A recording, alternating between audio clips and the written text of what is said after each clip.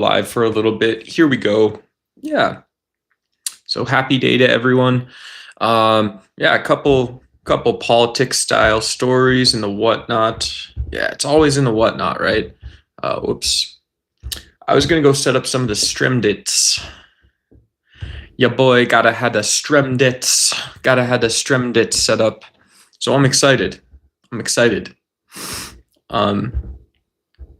What are the stremdits today, yo? What's them stremdits, yo? Yeah, I think it's Daddy Chill, Daddy Chill. I will do. Oh, Daddy Chill though. Yeah. I'm gonna. Yeah, there's geopolitics news. There's U.S. politics news. There's a couple things here, so I'm excited to be here. If you guys are excited to be here and you don't know what's going to come next, that's because I'm very exciting and very entertaining. Yeah, I'm very exciting and very entertaining. I'm very detached from the state of the world, and I'm able to, in some sense, I'm able to create an exciting environment for hopefully you guys, hopefully everyone, and yeah, and do so for reasons of the common good, I believe, right? Isn't that right? Yeah. So we're a common good channel. Let's see. I'm gonna type this: is UAE leaving OPEC for the common good? Yeah. Nah.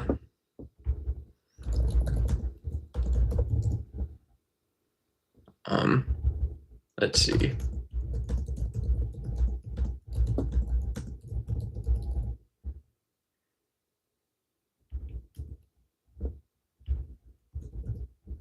Boy. All right, so I set up a poll. You guys know how the polls work here too. If you guys are just tuning in to Ducks Y, you guys know how the polls work. There's actually only one right answer, so you guys can make whatever answer you want correct. But yeah, huge news. So huge news. UAE is leaving OPEC. A lot of you guys might be like, what? Yeah. And so OPEC is a collection of nations and oil companies that basically can set standards and pricing and production quotas on energy. So it's a way to, in essence, it is a political lever. It is an economic lever. It's maybe a lever about stewardship of the resource. And so, yeah, it's incredibly relevant. It's incredibly relevant, especially, if I've got folks in the U.S. Hey, Michael, what up? What up? What up? Hey, what's up? Yeah, I'm good. I'm chilling. Happy, whatever, it's Thursday today. Hopefully you guys are doing good. And all this other stuff. And yeah. And so, yeah, I woke up. I did some very light reading on OPEC and the whatnot, and then made some coffee. Yeah, so I'm doing good. Hopefully you're doing good too. Whew. Hey, what's up? What up, Peter? Hey, Pablo. What's up? What's up? Yeah. But yeah. I'm gearing up. My coffee pot broke, so I made coffee in this French press I had, and came in. Pretty sure we're being set up for another war.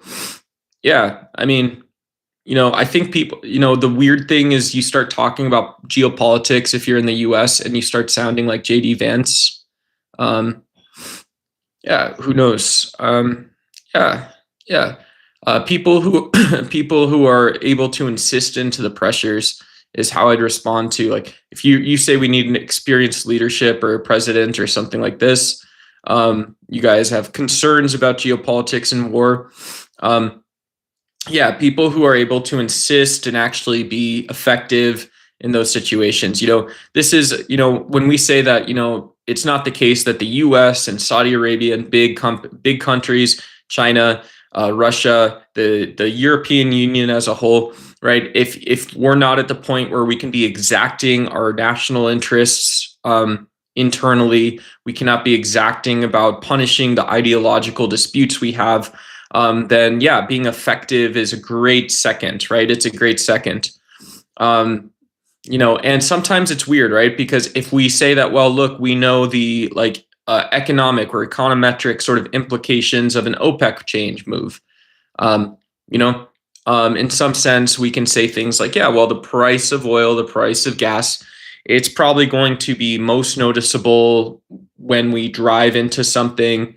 You know, eventually you're going to have oil companies either like super celebrating in the short term, or their response, who knows, the black box, they start yelling at you because you're using all their national resources. Hey, good to see you still, me. Yeah, have a great day. See you around. Probably see you again today. Isn't that weird? Yeah, welcome to the office. Welcome to the club, brother. Welcome to the club, person. Yeah. And so someone says making Trump president was the biggest mistake. What will happen if someone rejects or disobeys? Yeah, dear leader Trump. I mean, the memes and the jokes I think are funny too, right? The memes and the jokes are really funny. Yeah,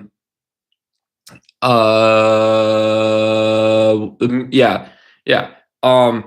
The memes and the jokes are funny about Trump, but yeah, I mean, he still has it's kind of political show, but the Department of Defense was doing all day Senate testimonies yesterday. It was Pete Hegseth, and then like a lieutenant rear admiral or something. Who was it? Let's see, DoD Senate testimony. Yeah, Dan Kane. So a general. Yeah, it was a general. So someone junior to Pete Hegseth, but senior in terms of his ability to speak for the U.S. military, probably. One would imagine in a very charitable reading, if that exists. But yeah, you haul out Pete Hegseth and Dan Kane and you put them up and you say, look, at the end of the day, your dollars and cents are still tied to the legislature. And secondly, you still have all the other Senate processes. People get to ask you questions. Lee Zeldin comes up. It's a horse and pony show. And yeah, so people can make the case that Donald Trump isn't like Adolf Hitler. Yeah, I'm not a big fan of Pete Hegseth. The guy left the industry, right? The guy left the industry. And for someone who has to keep preparedness, he doesn't seem like someone who kept the sense of peace. Power Trump compels power. Yeah. Yeah. Great point. Great post. Yeah. Donald Trump, that he had the bee moment. I don't know if you guys saw that. Next up in the Donald Trump lore is he's a vegan toward insects now. Bees and nature just comes and falls at Donald Trump's feet because of the good work he's doing. Apparently, that's what dishonesty buys you in the state of nature. King Charles said in his congressional speech to give Article 5 security to Ukraine. What was this?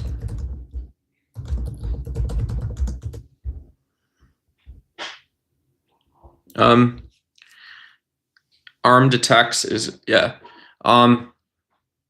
Yeah, I mean, if you look at the actual story of Ukraine's inclusion in European politics following the Cold War, it was, a lot of it was about decoupling some of Ukraine's natural wealth from their strategy. Because logically, if you take them out of the CCCP, they're no longer communist. You have these resources that now have presumably you would see an open global market, even if it's not there yet. And you could become not just rich, but incredibly wealthy and influential now on a global stage. But Ukraine was also deeply it was not economically integrated. And so what does this have to do with Article 5? What does this have to do with Article 5? Well, you would presume that some of the details you would imagine some of the details would come back up. And King Charles may be alluding to this sort of weird idea that it maybe was tongue in cheek, saying, who knows, that wouldn't you have done this 5 years ago? Wouldn't you have made the decision? Hey, what's up, Leo? I'll go back up and check comments and stuff like this too. Leo, I didn't see a question, but yeah, I do read comments. Yeah, so King Charles may have been mentioning or saying that the Yeah, why isn't there a global war against Russia? Because of the Ukrainian invasion, because of the incredibly high cost to people, because of the attacks on civilians in the Ukraine. There's a lot of really bad stuff, um, and yeah, and so you would think that the kids' story or kids' book of war and stuff like this, some of that still exists. Obviously, some of that still exists in the world, but you can also say that you know, you would wonder why that conversation is fruitful. You would wonder why NATO countries' interests are, whatever. Yeah, yeah. Um, I don't know. Yeah, so I don't have an answer for what Charles thinks, or why I would need to know what Charles thinks. Um, what do you think about? Uh, yeah, I definitely don't support anti-Semitism. Anti-Semitism. There's not a biological definition there, and yeah, I'm gonna go ahead and just get some of those off. Clinton was by far better than any other recent American president. Bill Clinton, maybe, yeah. If you guys are in the U.S., Bill Clinton loved neoliberalism. He loved the hemisphere. There's still a lot that goes on about health and education. Yeah, so there's still some like influential things that don't have to do with a lot of explicit politics we see all the time between the U.S. and Latin America. And yeah, okay. A lot of that stuff, it's so weird, if you think of things like health and education, the reason those things aren't more popular, this is my fake deep state conspiracy. Yeah, but one of the reasons those things aren't more popular, why on social media or CNN, Fox News, Al Jazeera, why don't we spend our time talking about U.S. politics, producing good in the world in these small ways that people actually care about? And part of the reason is that if people don't encapsulate if you don't think in terms of larger political pressures, sort of shared development goals, shared goals and plans for peace. I know it's so boring, guys, right? Boring topic. But if you don't think in those terms, so you build another school, that happens all the time. And then, yeah. And so we should do that, right? But those are also making, especially like the Charlie Kirk era of politics, making those things relevant maybe take some time. Yeah, Leo, I didn't see a question. So if you have another question, you said any chance I get my answer. Whatever it is, I can try. I probably won't give an answer, but I can just talk. Yeah, we do things for the common good, Elizabeth Conley. I think. I don't know. Maybe we do. Maybe we don't. Yeah, I was told to have a personality, so I'm working on that too. Because he has nuclear whatever and subs and planes and silos. Yeah, they all do. Yeah, they all do. We all spend a ton of money. We spend a ton of money on the military, and so some of that stuff is more important than others.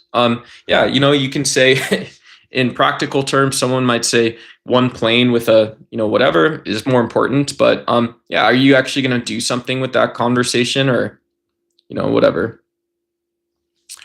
World War II, and that's how guarantees were given to Poland, which never materialized. I'm not sure where you're living in space and time. Yeah, I mean, prior to the European Union, right, without maybe the Cold War pressures, Europe was still fairly defracted after World War II. There were probably still a lot of people that wondered about nationalism like we see today. Europe has been, while it's been also a driver of peace around the world, it's also been a driver of big war. Europe's had multiple wars that killed large percentages of the world population. And yeah. And so, it's just so distant. It's both close and distant is one way to think about it, or the one way I think about it, maybe, that, yeah, you can hop on a train and go from Florence to Paris, France, and even up to the Nordics in like a day or two, right? You can go on this beautiful trip, get off, go get lunch. Um, and that's always been true. It's always been true. But then it's also always been true that producing peace 99% of the time doesn't happen 99% of the time. So you don't have like true integration thinking on the level of states or individuals. Um, you know, a big part of it is people will say, well, you lied. If you're in Europe, just like in the US, you just love energy, you love oil, you love the fact that you can go to London or Paris, or you love the fact you can go to Frankfurt or wherever it is, and you're in a big city. You can go to, and you're in a big city, you're in a really energy rich place. Every dollar that you have comes from energy and oil still, that you buy and import from someplace else, most likely. And so we all have the same problem in different competitive drives and levers. What do you think about society? Why the shush society change wrong way to make the earth even worse in every condition? Oh, yeah. Exploitation of the planet. I mean, that's like $1 million question. I would say because it's efficient, right? There's maybe these corollaries. This is maybe the political science explanation. We have a human nature that naturally isn't evil, right? Human nature, me, Duck, you guys aren't evil. No one here is evil. No one on any social media is like evil. An evil person is a made up term we give, but we make the earth worse because we go for efficient solutions. So when we find a strategy, maybe that the strategy or tactic itself is just easier to pull off, even if it's worse. Well, there's some good in something being efficient. There's some good in something being efficient.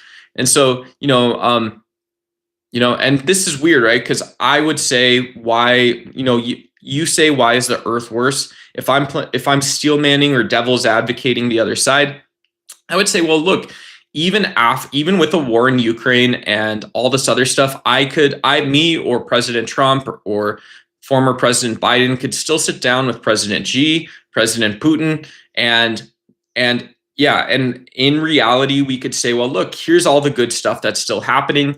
And we could throw a dart on the map to a country like Nigeria, Chad, and say, look, there's still community interests and there's geopolitics issues and development things.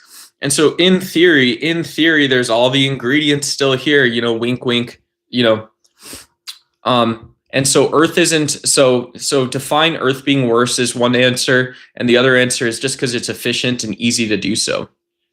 What do you think before we have to change government?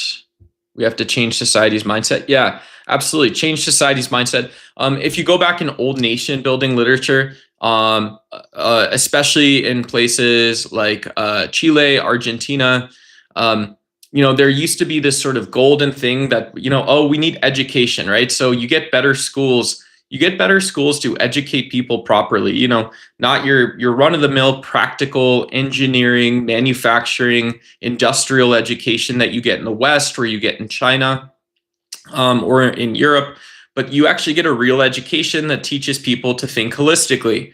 And then suddenly, once you have education in place, nation building problems and war goes away. Yeah. Hey, Matt. I don't know why anyone would celebrate ICE. What do you get? I mean, I don't really care what you guys think, but ICE immigration, I don't like it. Yeah, and so it's really weird. It's wrong to think. To me, it's wrong to think in terms of education, because education is just what happens, right? It's what happens as people get older and all this other stuff. But in terms of values, in terms of understanding what nationalism is and does, I think there's other conversations and topics. Consumption, movement, like there's things that I think a person can work on, but wondering why there is or isn't a social lever for them. I don't know. The video game designers, right? You have to encode it into a Steam engine or something like this. Unreal Engine is going to have all the lessons that we need that you don't learn in school or something. I don't know. Who knows? Maybe, but whatever.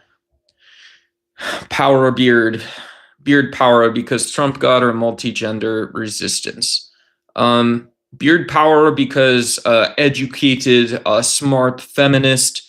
What else I say? Liberal man, cosmopolitan, right? Beard fly in any country. My name Nathan. My name Duck. Duck goes to any country and they say, hey, it's Duck Man, it's Beard Man. You see Beard Man in front of you. Anti-Semitism. So that's my answer. I've nothing sympathy for. Okay. Yeah. Yeah. I mean, we can remember that the nationalism during World War II in Germany, if you call it nationalism, even included hatred for many people in many different groups. Yeah, it included, the power sharing agreement. Was about energy and oil and stuff like this. But to say that there was an actual plan to sort of call or limit the identitarian politics of World War II is sort of thin. But yeah, Zionism is just, I mentioned Zionism's not that important of a idea or philosophy, right? Why wouldn't we discuss regional politics or realist politics for Israel? Israel is a state. Israel is a state today, right? So, why is Israel the only country in the world where people are saying you shouldn't have these borders? And then, and this is a louder conversation than civil wars that aren't sexy. There's a civil war in Sudan right now. There's a civil war that's fueled by outside actors. There was a civil war in regions between Congo and Ethiopia. There's all these civil wars that are going on in other places.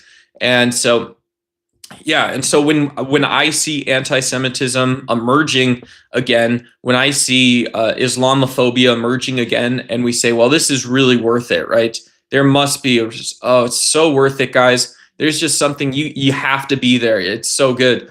What are you talking about? What are you talking about? You're destroying things. You're literally breaking things, punching holes in walls. You're making people meaner and crueler for it. And so, I look like a hobo. Hey, thanks, Adele. Good to see you. Life is fleeting, and one day people are going to look back and regret wasting so much of their time, energy, and life on a human that's brought nothing but chaos to our society. Yeah. What is a life? This is one of those things that people start considering when you get to be about my age. I'm 36. And so, it's absolutely super fruitful to develop a why or a life philosophy, sort of, maybe around politics or philosophy or, what you do, your day job. And then it's also not bad to just say, well, geez, as, the things I've accomplished and achieved and, the people I've impacted and I'm seeing places, right? I am places. I contribute to things in my own way. And I know I'm going to do that in the future. And so, excitement, wisdom, that kind of stuff. But yeah, that doesn't, some people would say there's nothing competitive there or whatever, but I don't know. I'm not the star of that show, brother. I'm not the star of any show. I'm no Superman. No home, just intelligence. Yeah. Yeah, that's how I feel, Adele. Thank you for re-emphasizing that. Shout out to anybody who's about at holding the cardboard sign and whatever else you want to talk about. Hey, thanks, PS Live. Good to see you. Maybe elites don't want us to improve and short those who try to change, but okay, cool. I don't know why you're not being supported on YouTube. If you guys have a question on the algorithm, I always say get your shorts. If you can get your, just how I did it, if you can get how I did it, my huge success. I've got about, right now, the DuxY channel, about 1,500 people like you subscribe, either support my social media posts, shorts, videos, these types of things, all really good for me. And so, work on your content, obviously, market, advertise, lie to your audience as often as you can. Lie to your audience. Go to Gooner accounts on your main, right? So you guys will see me in chat on shorts, on Gooner channels, not politics, not philosophy. So I just bring myself wherever I go. And then, and then if you can get your shorts to a point where they start looking or feeling the same, this is how I did it. Your videos look or feel the same as the other ones. And you can get 500 to 1,000 views and you're getting audience engagement or likes, that's a good thing. Jail Trump. Yeah, talk faster. Thanks, Adele. I appreciate the advice. World War II is a product of France because they humiliated Germans. I have no idea how you would, what humiliation, right? We talked yesterday, you guys, we did talk yesterday about how poverty itself doesn't kill democracies. And so if you guys are in chat saying, well, you embarrassed me or you humiliated me, and so this is why we went to war, right? This is why genocidal forms of ideology evolved. I don't know what type of internet thinking this is. This isn't even internet thinking, right? It's basically smuggling in racism and hatred. You know, you can't let them get away with it, folks. Yeah, but it's crazy. You know, we've seen massive civil wars. We've seen genocides. We've seen institutionalized, professionalized racism. We've seen exorbitant poverty. We've seen extreme levels of injustice not destroy democracies, not destroy republics, not create wars. So people are willing to tolerate a lot, it appears, because there is so much wealth and comfort produced in societies or something. There's some reason. So saying that, well, humiliation is a reason to go to war, no, it ain't. No, it ain't, right? And you know, yeah, if you're stuck in this spot where you're like, we can't keep letting them get away with it. We can't keep letting them get away with it. I don't believe that personally. I don't think that way, but whatever. No, clearly you're evil. I don't know why, but I am. I'm not evil. Who is destroying the earth? Well, we use, okay, so the actual value chain or what actually happens, right? Value chain is just this fancy word for how you get like an end consumed product in someone's hands. But yeah, oil comes from the ground, coal comes from the ground, and then you have mechanical engines. You have mechanical engines like steam engines, like combustion engines. Combustion engines burn things and create an open system of pressure, which generates power, and then that goes through a like gearing or transmission line to deliver that power in some way, right? So your engine block in a car, or you know, an engine block the size of your bedroom, or you know, the biggest bedroom you've ever been in, that's sitting in like an oil tanker or a big shipping boat. So when you say who's destroying the earth, well, everything comes up from the ground, and then that energy is used to turn more resources into stuff, right? So all of those have like an economic value. You know, who knows? Each one of those is a new pair of Kanye Yeezys, or it's it's my Sony headphones, my microphone, my new Lamborghini.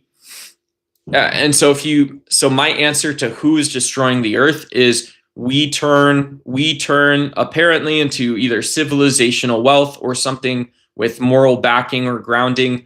And yeah, because of the food chain, right? Because humans are on the top of the food chain, because there's no deep state conspiracy. It really just is all of us. Yeah, right. What does the word holistically mean? I think a holistically meaning inclusive of the way people think and feel and their sense of inference or causality. That's what I think. So, you know, you can say exactly or exacting.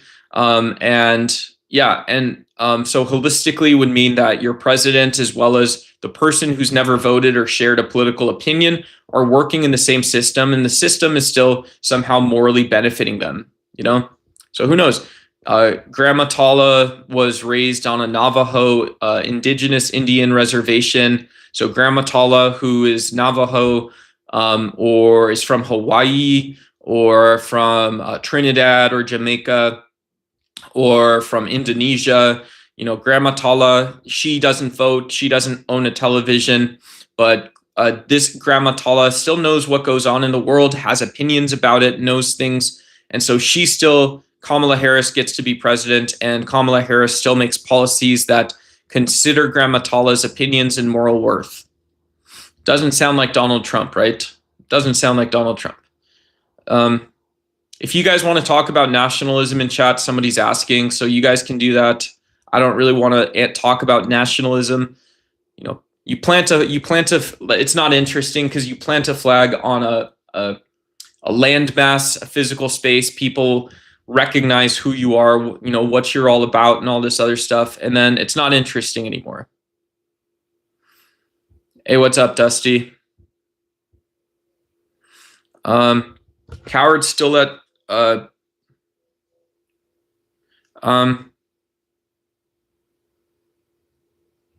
yeah. Yeah, freedom and autonomy made to be social. That's an interesting topic too. That's a cool thing to think about is, if you have freedom or sovereignty or autonomy, bodily autonomy, and then you go ask your senator what that means, they might give you a different answer, right? You might get a different answer in Europe. You might get a different answer in different countries in Africa, different cities in Africa, different cities in the United States. And so the social definition just versus how we feel about something is very different. And so, if you guys, we can keep funneling stuff into forms of consumerism and the whatnot. I would presume that there's also a little bit of nuance and stuff like that in there. I would just imagine that, but who knows, right? Because this is also the other thing is that, the same way the great wild American buffalo roamed free, the American buffalo roamed free until people exterminated it. There's a great extinction event, driven by humans. Humans were in the middle of this great extinction event. So even any sort of bipedal human is just going to have different opinions, sentiments, and definitions of things. Yeah. Like, you're right. Did you know duck is a term of address in the U.S.? I didn't know that, Eldon. I didn't know that. That's cool. Yeah. And so, it is interesting, right? I'm not saying that we should be, anthropocentric or something like this. Give me 1 second.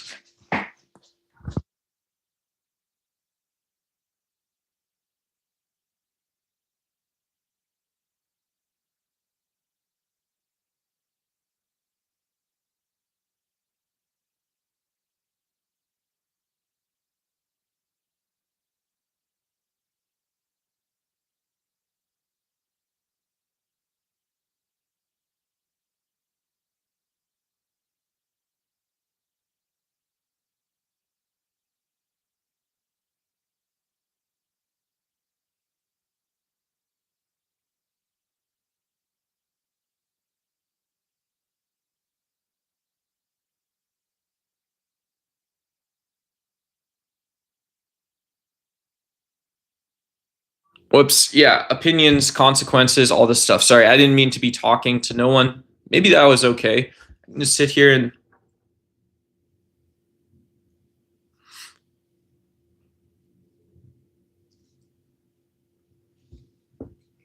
America is every citizen and religion. Of course, there's going to be racism.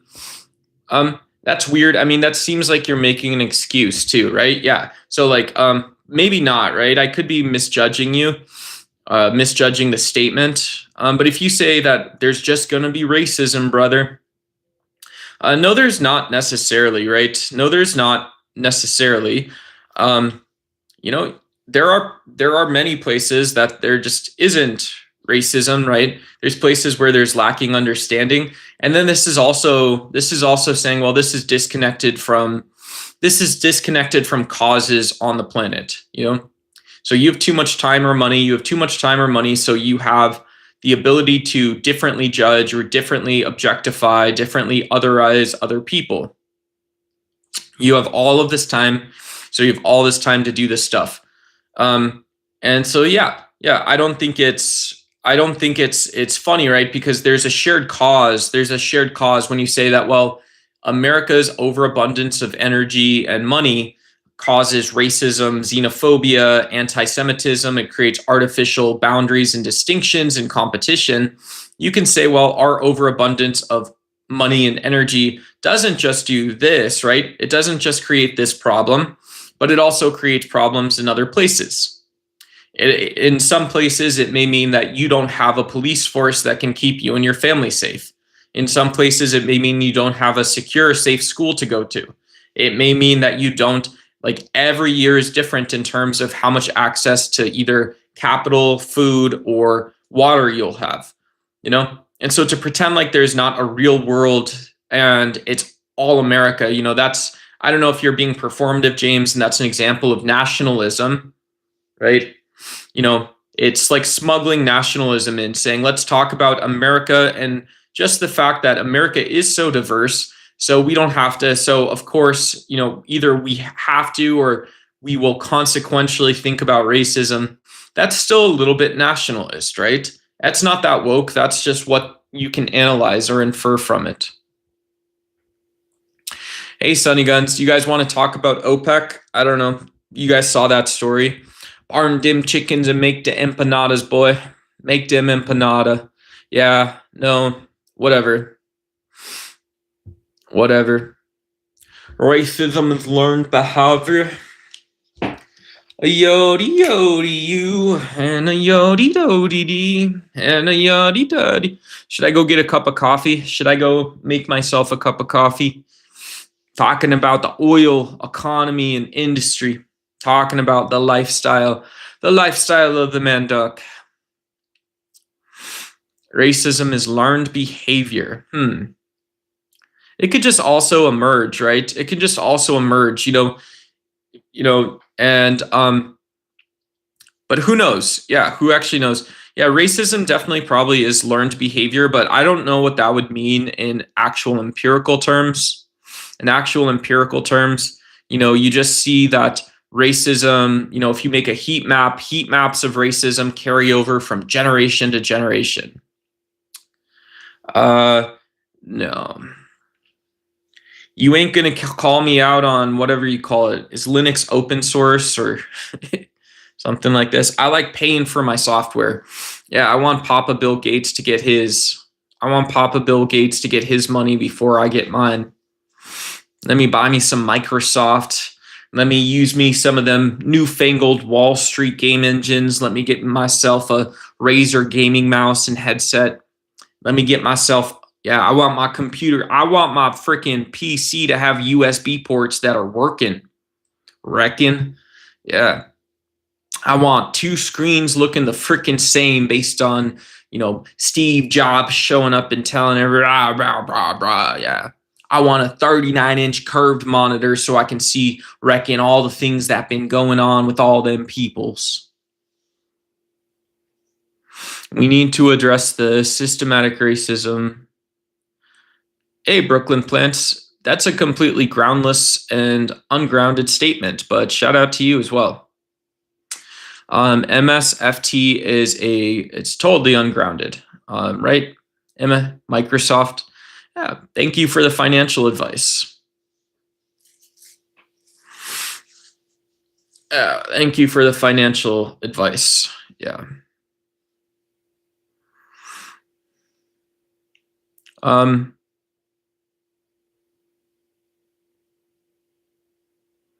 Hey, what's up, Andy? Hey, what's up, Richard? Good to see you guys. Welcome to the Ducks Y stream, the Ducks Y show, where my name is Duck. Every single day I log in, my name is Duck. Online, I go by Nathan or Duck, and this is Ducks Y.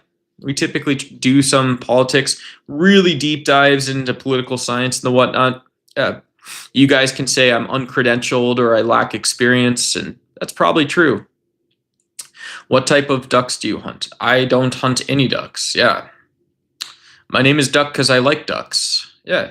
To me, saying something like I like ducks is both meaningful and consequential in the sense that I have a certain psychology that ducks and other beings like myself are equal. Yeah, we're equal, I wouldn't want you taking a finger off, or I wouldn't want you doing any of that kind of stuff. So I certainly don't hunt ducks, but whatever you do, I'm sure it's hard earned, and I'm sure you considered it deeply, just as we all have, of course. Yeah, I mean, that sounds like a question not for me, but for you, right? Right? I would just imagine. What's up, Miss Miora? Good to see you. Anti-Christian is nationalism. Yeah, I mean, I don't know what you mean by anti-Christian, James. I would say someone, the term most people use is anti-theism, right? Anti-theism. Um, I don't know if you want me to go to, um, yeah, you can look at, like, let's say that there's a non-state group, an Islamist group, uh, right? They're not like Jesse James, but yeah, they're attacking civilians. So they're in the middle of, you can say, an outer jihad, or it's a civil rights struggle, and it's both. But yeah, let's just say there is a group who says we are allowed to target Christians or something like that. I don't see that as nationalism, right? If that's the level you want that at for your nationalism, right? I wouldn't feel that you should be within 1,000 feet of any room that discusses something like that. I would say that you should, probably even change the channel, get a Netflix subscription, go watch Baby Shark if someone is talking about that, right? Because, even in those situations, this is probably what the CIA was like in the 1990s with Osama UBL, was they were probably like, well, look, there's two scenarios, right? We know Al-Qaeda is now threatening the United States, but you could text this person, right? UBL is both someone who would carry out an attack on the United States like 9/11, because he's already done it once, and he's also someone that you could send a text message to, I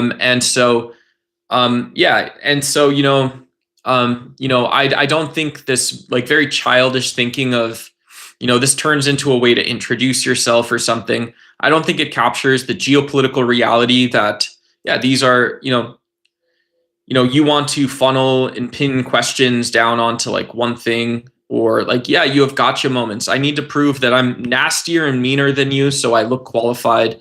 And that's a very effeminate sort of approach, in my opinion, right? It's very identity-based. It's identity-based toward, consumers who can't recognize their consumers. Maybe it's identity-based toward neo-nationalists who can't identify that basically what they're doing is recycling emotions, and they're recycling the place they will be into the future without predicting it. You can't predict it. You just can say what I think I'm doing.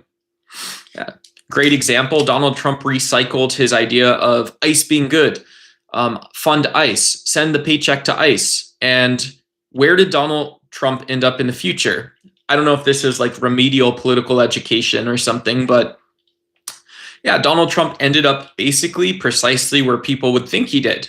You have an organization which can't follow the law, which there's no actual political need for. There's no economic or social need for it. So it's a drain. You make people's lives worse, and you can't follow your own rule book. You end up firing half the people. You end up firing 3 of the 4 top people who do work that relates to ICE. You treat people like they're stupid because you haven't told them where the boundary line is. You have to now run politics around the idea that ICE should probably be sued. ICE should probably be investigated. Did Todd Lyons know that people were sending joking text messages about shooting people in ICE? Like, did Todd Lyons know that this was regular ICE behavior? So if you guys want to talk about ICE, that's how I do it. Yeah, Russia is non-OPEC. Russia is non-OPEC.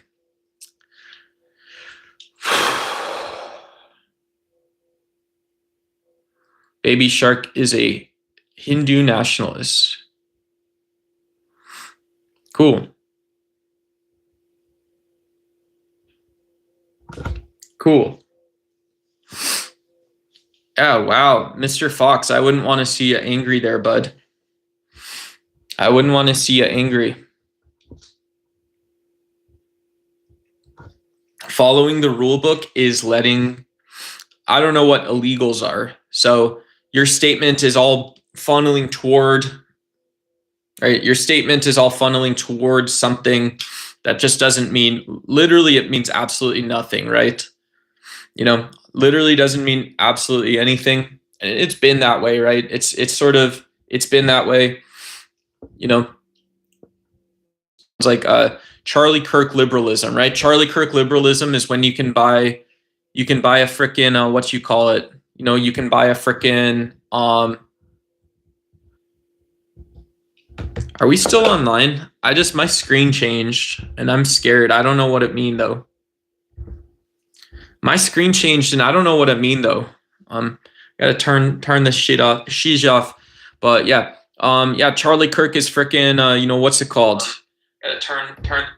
Charlie Kirk tells us he's a nationalist MAGA guy, but then he still probably shops at Starbucks. He still probably shops at Target and stuff like this. So what rule book are you following? Every single penny you've ever earned in, Charlie, you're 30 years old, Charlie. So you have 30 years, you have 30 years of your life, and every single penny you ever earned either came from just a down home West Virginia coal mine that you yourself, yes, Charlie, believe it or not, in this lifetime on this earth, Charlie, you could put on a hard hat, you could maybe get a little respirator, and you could go down you too could go down a Virginia coal mine shaft. You could go see where everything came from. It's a coal mine, right? You too could go look at an iron ore quarry, a quarry, right? It could be like it could be like that scene in that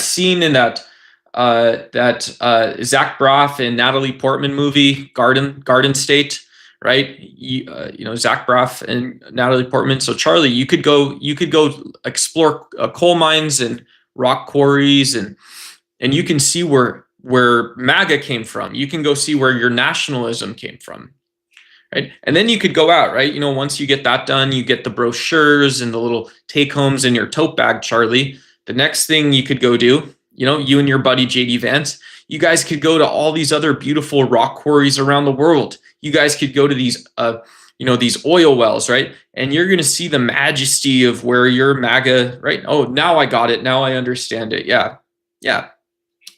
And you can go and you can see the pipes, and you can see this is where the rock quarries come from and where they go to. And so I have opinions about rock quarries. I have opinions about West Virginia coal mines. Heck yeah, Charlie. Cool. Welcome to the party, man. Welcome to the party. Honestly, we call this politics, right? We call this politics. Lots of people have lots of different opinions about West Virginia coal mines and where the pipes come from, where they go. Yeah. And so, Charlie, when you're done talking about the Jews and you're done hiring racist 24-year-old staffers to send racist text messages to inform the next Turning Point event, when you're done with all that, Charlie, go get to exploring, right? Go get all, you can either get a shovel or a toothbrush and get all the way down to the thing that you was doing in the first place. Quarries. Yeah. This is some MK Ultra stuff. What's wrong, Fox? Yeah. No, we right here, brother. I'm right here. This is a small channel, dude. You can't just describe who I is. You can't just describe to me what I was doing. You cannot just describe to me what I was doing because I'm right here, bro. I'm telling you, it hurts my feelings when you guys do that because that is hard for me to keep up with, dude. Mr. or Mrs. Fox, that's hard for me to keep up with. It's just with a flick of a wrist, USA should leave Dubai now. Yeah. Oh, because of OPEC. Yeah. Shout out to you, Money Plant. Yeah. It's very funny. It's kind of like, well, is this what Donald Trump wanted? Yeah, give other countries more national power, right? Cool. So, yeah, it is a workable solution in a plane, right? Joe Biden took US contracts out of Congo and Ethiopia, right? And so now with Donald Trump's murder campaign, his murder spree and illegal wars and his illegal military spend around the world, USA gives back liberalism to other places and say, now you guys can go do more of the development stuff. You guys can do more influence on regional and international politics. Yeah. So we're totally out. Yeah. Come invest into the United States, right? What a beautiful place to park capital and make a lot of money. And then we'll figure it out from there. Yeah, we get UBI or something. Sounds very nice, right? Don't it sound very nice? It always sounds very nice. Yeah. I have no reason to believe why this will work or be better, but there we go, right? Yeah, it's a solution.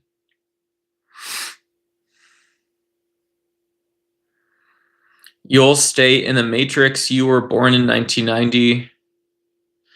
Hey, good guess. I was born in 1989. Hey, what's up, Shy? Yeah, I would love UBI. I would love UBI personally, but why would it work, right? It works because it's going to make poor Africans better off. Okay, cool. But so it just be, actually addressing and being forward and forthcoming with a lot of that stuff, right? Yeah, pretending that the lines that had not been straightened out in the past now get straightened out in the past or something. I don't know.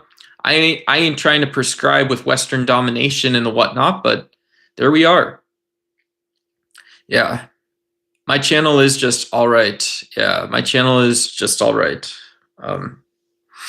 Physics things that are mythic. Yeah, physics are cool. Physics things are cool. Whoops.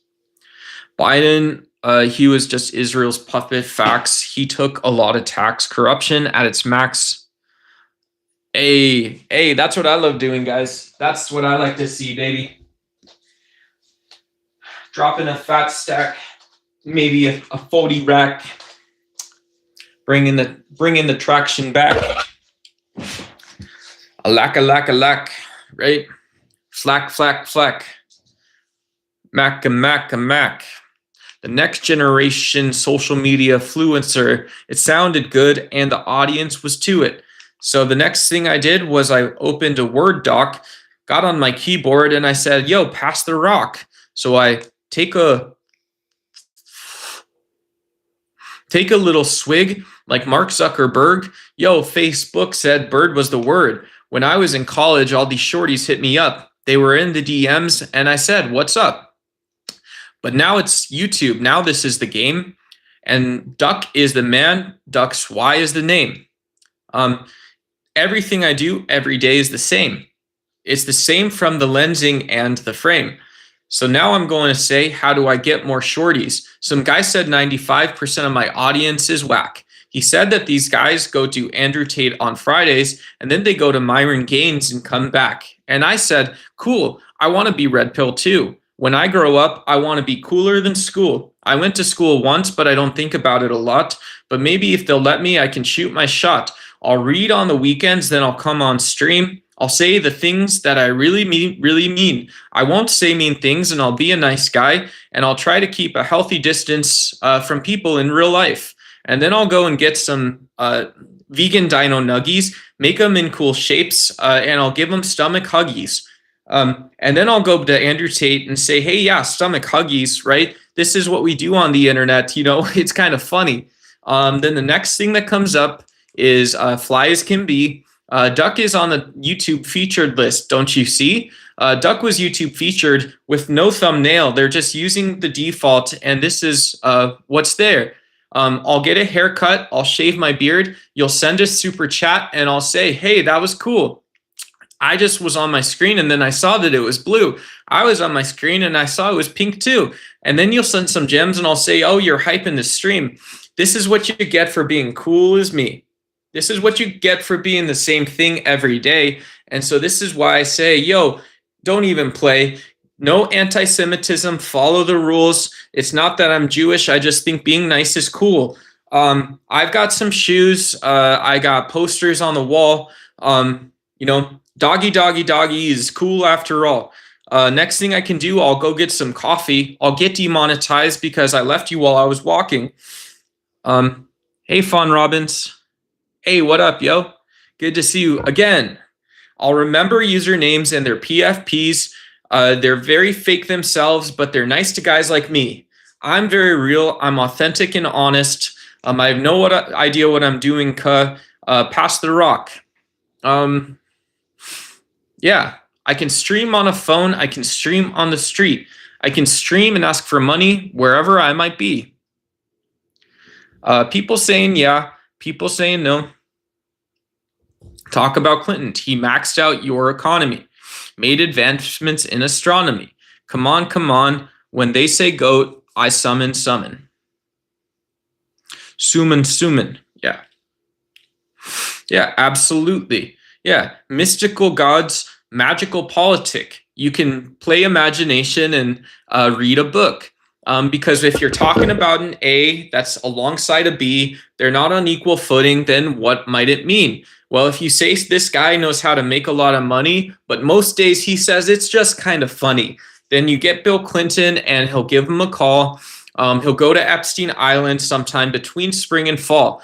And then there's other people because it's just Wall Street. Epstein Island's another thing that is fake as can be. It's real because in real life there's real victims too, but the economy is also built next to McGrew's Zoo. That's not a bookstore. It's you're lacking education. You're lacking the facts about oil back on vacation. A cruise ship is just one thing you can do. You can count them by the ones or the threes or the twos. Real rich people count things on their fingers, then they put them in their butt and they call you a dingus. They say, I got the money, I got the debt and the stuff. And so Bill Clinton was one of these guys who said enough was enough. He went down to Mexico and said, oh, pobrecita. He built all these factories where you could build some microwaves and the sneakers. Fender guitars made them after a little while. And then you train industrial engineers and not computer scientists. So Mexico, raising the roof, go drink some Tecate and maybe read the news. And then Bill Clinton says, hey, that George Lopez is pretty funny. Put him on ABC so the white people will love it. And then you say, no, it's 2024. You cannot be racist. We had COVID, never more. And then all the people will say, hey, it's a Chinese conspiracy.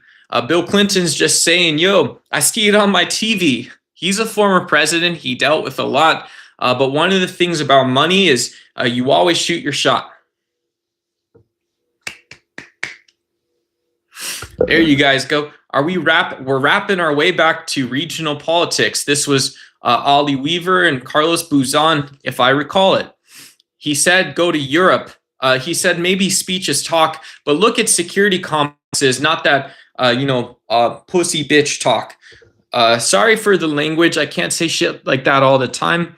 But apparently you can drop the N-bomb and your monetization will be fine. I tried to just talk. Somebody said YouTube took their money because it lives in the revenue tab and I don't know what it is, honey. I was going to hope to ask for someone in the US to send me $200, make it a gift. You can send the corgis and huskies or the shiny disco balls or the disco dance parties. It's like $400, but I get to keep more when you guys send expensive gifts. I get to keep more, and I don't think that it's a trick. It's a way to hype the stream and make me feel okay. To you, $400 is to me like a couple weeks. And so to me, to even have more than a couple weeks, it means I invest in the stream and the audience. It's sick. I invest in the stream and the audience. I hope it's okay because I ain't doing NAFTA stuff. Yo, not today. Yeah, I don't have TDS. I was talking about the grift. I was talking about just being okay because I have less than 0 cents. I have less than 2 cents. I can't do much with that, but if I have more than 2 cents, I log on and there's that stress is off my back. So send a red super chat. I didn't put on the shirt because I wanted to take money. I put it on because it does work. Because my chest, my neck, and my back is real strong.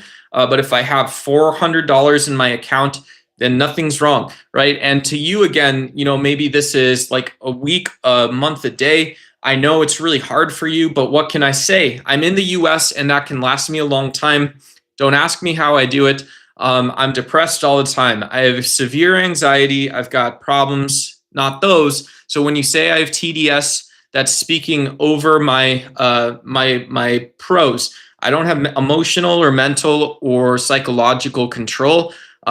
Yeah, I'm like Eminem. When you let me out of, then I'll blow.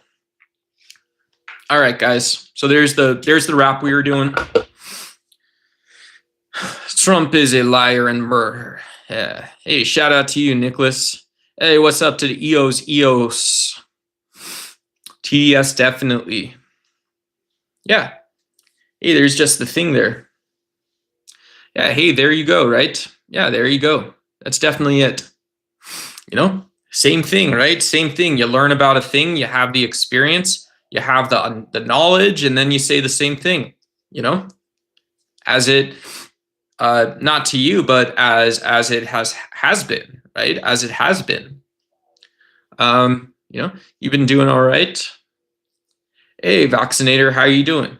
Yeah. Ghostly, very efficient commenter, vaccinator one.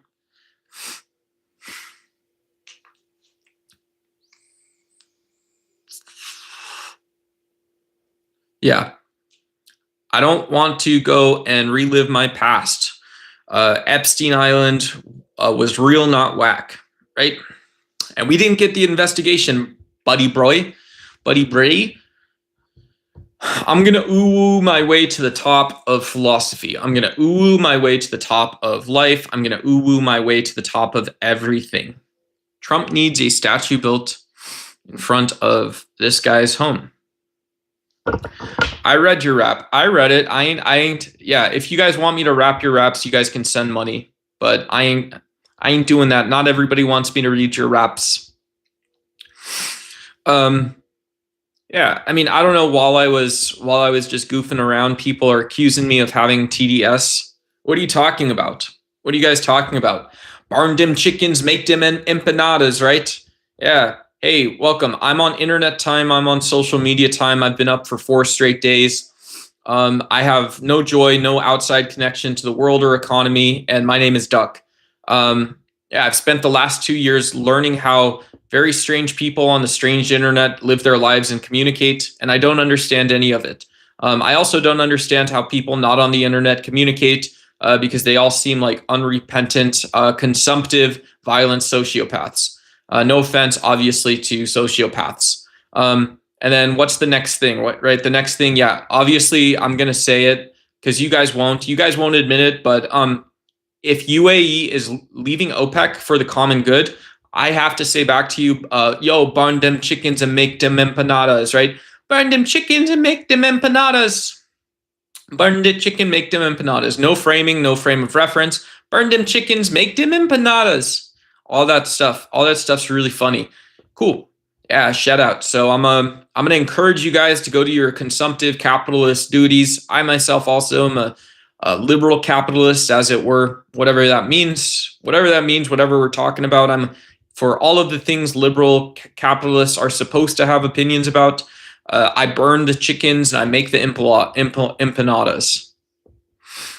Hey, Raf. Yeah, I read comments. I'm doing my best on it and the whatnot. Go for a long walk. Don't schlep. Yeah, guys. If anyone on the internet tells you to schlep, then get to schlepping. Get to schlepping. Trump derangement is a good thing. Yeah. Sure. Yeah. You want to use the word derangement in a normative sense. Cool. It has an etymology. It means something. It means something to people. And so, yeah. Thank you so much for building. Thank you for smoking. Just stay on task, brother. You make good points when you do. Cool. Yeah. I don't understand any of that stuff, right?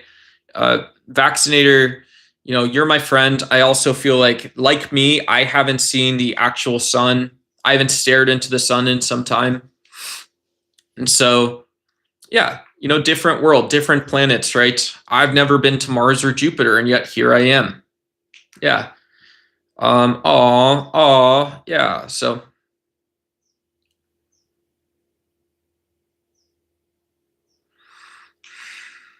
yeah. If you need the words for the words you write. You can look at harmony and dissonance. They're kind of the same things in some sense. Authenticity, internal rhyme streams. You can use the words that you make and the sounds that your mouth makes because it is part of the semantics, right? It is part of the semantic signification, the morphs, the smallest part of the words. It is, I am, and is, that is, and as is it. So it is as if I am analyzing the as is of the it versus the it is, right? And so Because I'm in it is, I don't get to have the as ifs. As ifs, brother. As if. Forget it. Forget it. Yeah. Yeah. Awesome. Yeah. Cool. Yeah. And so made up Sky Daddy shit, right? The internet has two Sky Daddies. You have the one Sky Daddy, which is obviously the non-existence of God or Jesus. Jesus was not a historical character, never was, turns out. I got to adjust some. Sky Daddy is the fact that, yeah, there's just always, whether you work in business or you're like me or on social media, there's always a Sky Daddy that comes and fixes it for us. Yeah.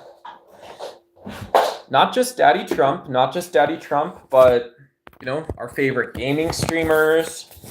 Our favorite gaming streamers are like Sky Daddy. They just fix things magically. Our favorite social media creators. I will shout out this too. If you guys are making social media, there's 21 people here, so very quick. Obviously not to hoard time for things no one cares about except those who are making content. But yeah, YouTube Studio released a new app that you can edit videos on, and so it's very cool. I don't know when it came out, but I got the notification. Tried it last night. It's very cool. So if you create content, go download the app.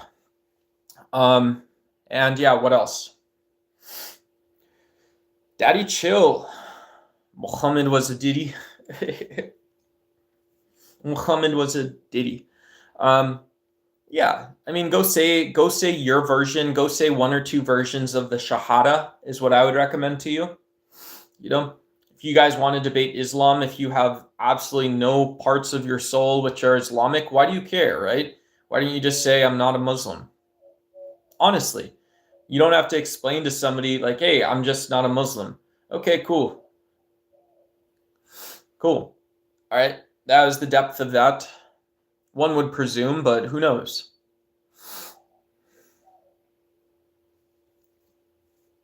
Shout out. $8 politics. Shout out. $8 in politics. Shout out. $8 in politics. Da da da da da da da da da da da da da da. Oh, cool. So you guys all code? You guys code and do that kind of stuff too? It's very cool. Yeah, it's very cool. Yeah, it's very sick. Yeah. I never coded. I'm not good at that kind of stuff.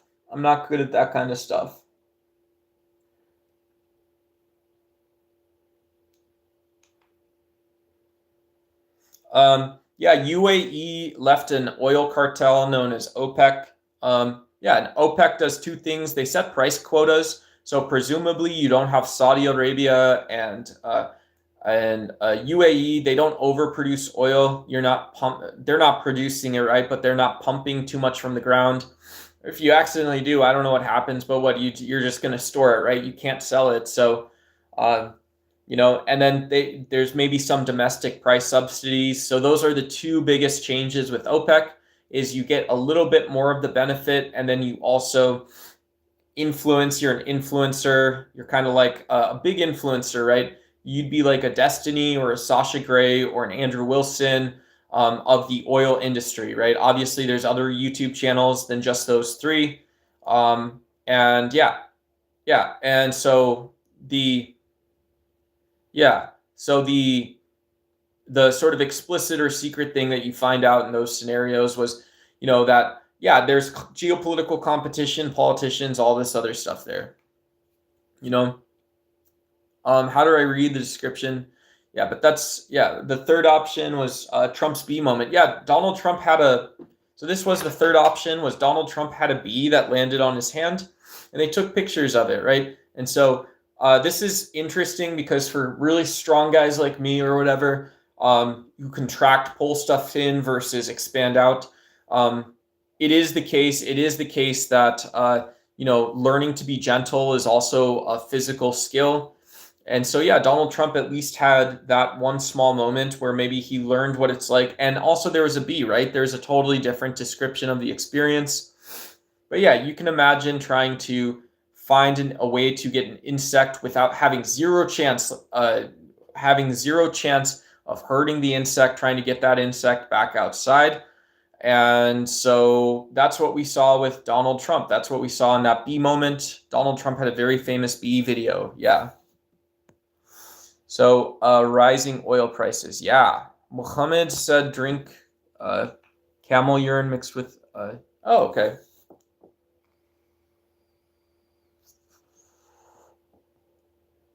Yeah. I don't care. Yeah. I mean, yeah. I think I was told I was supposed to because I'm in the US and I need to make more money off YouTube long term. Some of your biggest streamers maybe feel stress about not just money, but about like audience sizes. And it's very funny because I personally don't care. I plan to go live for audiences in places where you guys aren't going to necessarily love me. I like you guys. I love everyone. I love people. I love people everywhere. I love learning from other people. I would love to do longer form talks and stuff too. So thanks for the support. Thanks for saying something nice, Jeff. I appreciate you. And the other thing, yeah, yeah, who knows? Internet chat rooms are coming back, right? Back when my day, there were real usernames in PFPs versus like, on AOL Instant Messenger, you would know who your friends were. They were your friends from school and stuff. But on Discord, it's like, yeah, this is someone that I can be really mean. They can say mean things to me. And yeah, it's real cruelty, right? The internet culture of communism and cruelty, where the internet is a communist utopia. And then you build strategies around not being super nice, not being very loving, not being very compassionate. So yeah. Don't know if you love people looking back. Oh man, yeah, that's quite the struggle, right? That's self-doubt. People have said this is stuff like self-gaslighting.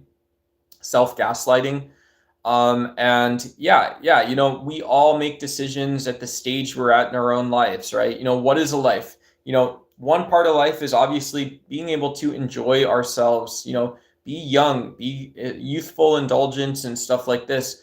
And then another part of our life is work, right? It's work. It's saying that I get to be a leader, role model. I get to be one of part of the tribe. However we do that, right? That stuff shouldn't be stressful. That stuff should also be just enjoyable.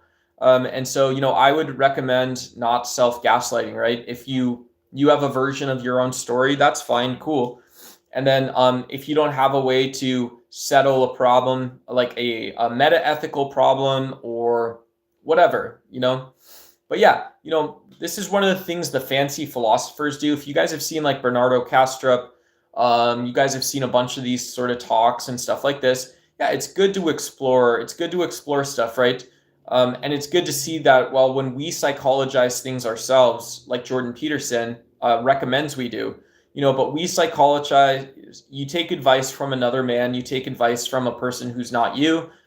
And if they help, that's awesome, right? But just for me, little old duck, when we psychologize things, we lose the opportunity to live in our habitat. I have my habitat. I have a very narrow space in the world I lock into. And so that's what I do here. Yeah, so we love people. And UAE is, one of the things that helps us love people because I'm a vegan, so I'm not going to virtue signal, but the lesson I learned was that, yeah, consumption is one way that we learn to love and treat other people, but it's not everything, right? There is that biological, physiological, psychological connection we have to our friends, to things we love, whatever. And there's not a right or a wrong answer, This is why I don't do red pill masculinity stuff and talk about banging 7, 8, 9, 10 or finding a good girl, this kind of stuff. Because it's like, yeah, who knows? Maybe I find myself in a scenario where I love my smartphone.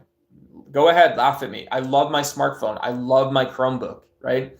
It's not just incognito mode or VPN browsers, but it's the fact that I love my smartphone or something like this because it's my connection to other people. And so I don't want other people's values telling me how the human animal figures stuff out. Maybe I like walking to the store because I can have a small interaction with people at the check stand. Or I join a bowling team, not because I love bowling, but because I love people, right? You can just go down to the bowling alley on league enrollment night. I do love mosquitoes. Mosquitoes are really cool, right?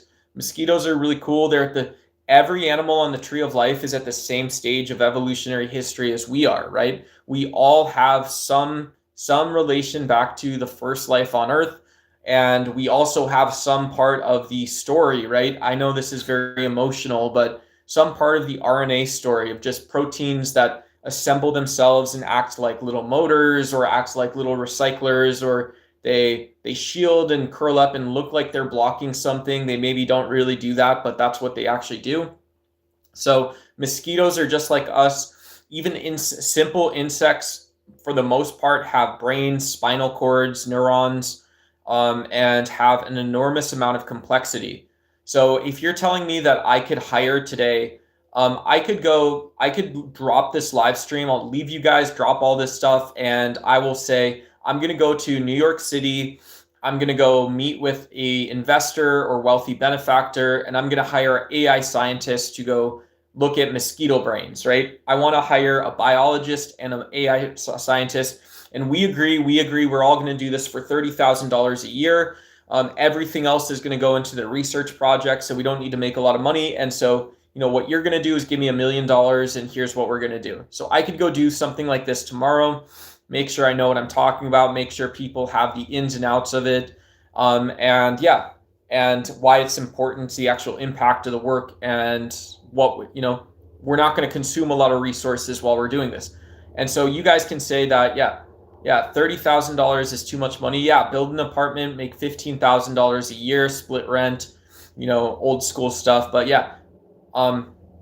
so, but I could do this stuff, right? And that's because I love mosquitoes. I love mosquitoes. I also love the idea that we're all part of, right? We're not all part of one planet. Like, all of me isn't part of all of one planet. This is an excuse we use. This is what like Jordan Peterson is like. This is what like toxic theism is like. Is all of me is like all of you. All of me is like all of the planet. All of me is like all of this. All of me is for all of this. All of me has an opinion about all of this. All of me has criticisms and complaints of all of this. No, it isn't. Have some, nuance is also about saying, look, I can break down that type of thinking a little bit or something like that. One eye alien. Aw, Jeff, come on, bro. Come on, Jeff. Oh, Lilo and Stitch. My dude's brain is fried. He took one too many shrooms. Yeah. No, you guys can send me super chats, right? If you guys want to roast me up here, I'm up here, guys. Send me some money. Send me some super chats. Anyone who votes for Donald Trump is worthless. Give it up. Give it up. Yeah, somebody, anti-MAGA. I didn't vote MAGA. A lot of our streams are spent trying to understand what Donald Trump has going on in his brain. North Korea. Yeah. When we think about efficiency in an economy, that's kind of a weird question. I don't know how to answer it. Is like, if a loaf of bread in another country is like 25 cents, or it's like 15 cents in USD, just to buy bread is like 15 cents. That's how much it costs, and it's enough bread for your family. Well, hey, that sounds more efficient than my economy. But then I could also say, well, getting it to the point where you do everything the US economy does, it doesn't tell the actual story of how humans think and operate, right? Oh, and so learning to be non-judgmental, learning to be just a little bit better than, learning to be all of this other stuff, and whatever else may come of it. So yeah, and so North Korea, I've never met someone from North Korea that I don't like. I've maybe never met someone from North Korea. So shout out to North Koreans, shout out to Koreans, right? Shout out Korea, shout out Greater China. Are you watching an MJ movie? Yeah, Michael Jordan. I do have Michael Jordan's up there. That's one of my pictures. One of my good friends gave that to me. A friend gave that to me for my birthday. So cool. Hey, what's up? Apostate quotation. No, I'm not a veteran. I never went to Iraq or Afghanistan, but yeah, my tax dollars definitely did. My tax dollars is blood money, right? My tax dollars are blood money. And so a bunch of stuff like that. Yeah.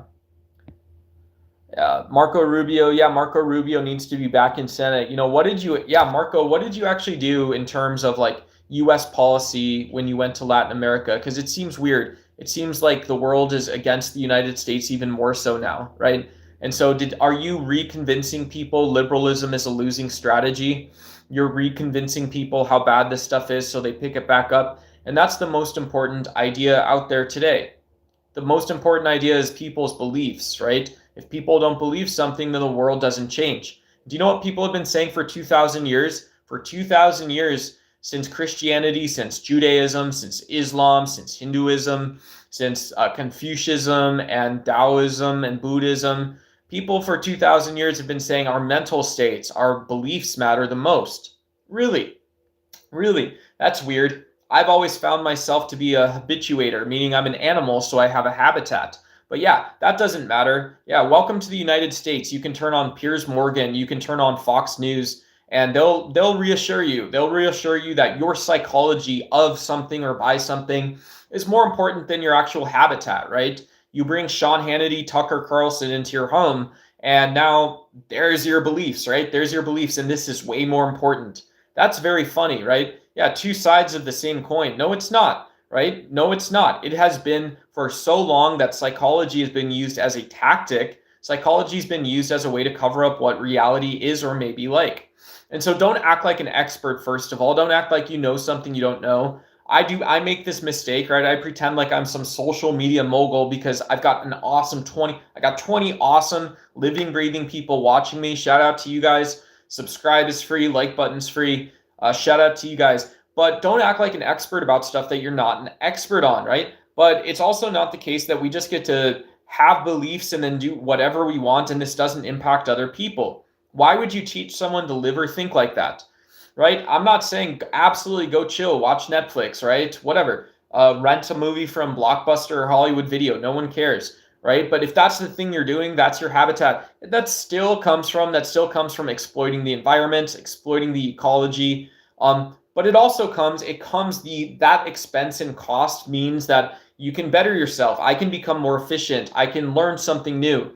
And so my way of thinking about that, my way of doing it is how can I add value to, how can I be an honest person? How can I just keep talking basically. How can I talk more? Can I do something that helps me talk less? Can I fire myself? Can I work myself out of a job? Can I do something creative? Yeah, what about, creativity sounds a little better. Can I do something creative and free today? Maybe not always. Maybe my goal is actually you guys send me corgis, huskies from the gift section. You guys send me the puppy dogs. You say this guy, he asks for $10 at a time. This guy asks for $100 at a time. He shouldn't be on YouTube. Get off, right? You're a villain, evil, right? And so, okay, maybe I do what I tell you guys. The reason I want this is I love bikes. I want to buy a nice road bike off Facebook Marketplace. So I want you guys to send me money. I want to upgrade my stream. And my goal is within 12 months, I want to be able to afford a nice bike because it's creative. It's cheaper than other things I can do. It's free. It's a way to stay healthy. It's lower impact on my joints, these types of things. What do you think Trump and Charles meeting? Yeah, hey, Tony Stark. I don't really have a strong opinion on it. I guess I should. But I don't. I don't. Donald Trump's shown that he's unwilling to navigate his own opinions and beliefs with other people. He's shown he's unwilling to actually be a deal maker. He's shown that he can only support these positions of nationalism that produce violence and consumption for the United States. So he wants to make money for himself and his family. He wants his people, the right kind of people, to make money in the United States. And then he also wants to spend a lot more money on the military. And he wants to go lie about it. He wants to tell people he's not only the man of peace, but he wants to tell people about the peaceful ideas.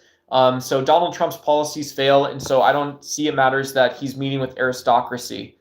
He's meeting with royalty. Kamala, yeah, who knows? I'll be waiting for Kamala when any politician puts out not more of the same, but a different type of message. It's for a different political process or reason. It's for a different aspect of our society. I'd like to take note if they've thought about it, if it's well considered. Yeah, and so this is the difference. Where's Zohran Mamdani gone? He's doing stuff in New York that's relevant, that's worth tracking, keeping track of.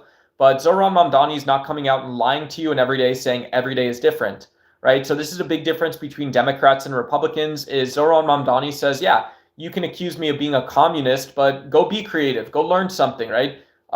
And I'll say, okay, cool, shut up, right? You're not me, so whatever. If he'd say something like that, I'd say shut up, and he'd say I would say it, but I won't say it. But anyways, yeah. So I have a little opposition towards Zohran Mamdani, not huge, but I'm also very excited if he can make the world a more ethical place. He can make it more efficient. We impact less people negatively around the world. That's exciting. It's very actually exciting, guys. Trump got shot in a country stuffed with guns up to its throat. Everyone apparently is. Hey, Tony, kind of cool some of that stuff, please.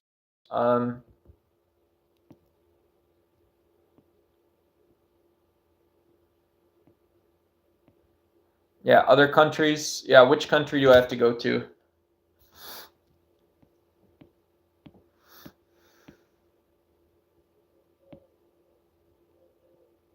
Hey, Big Carl in chat. Oh, Professor Oak is what's up? Good to see you. It's been a while. I got Professor Oak in chat.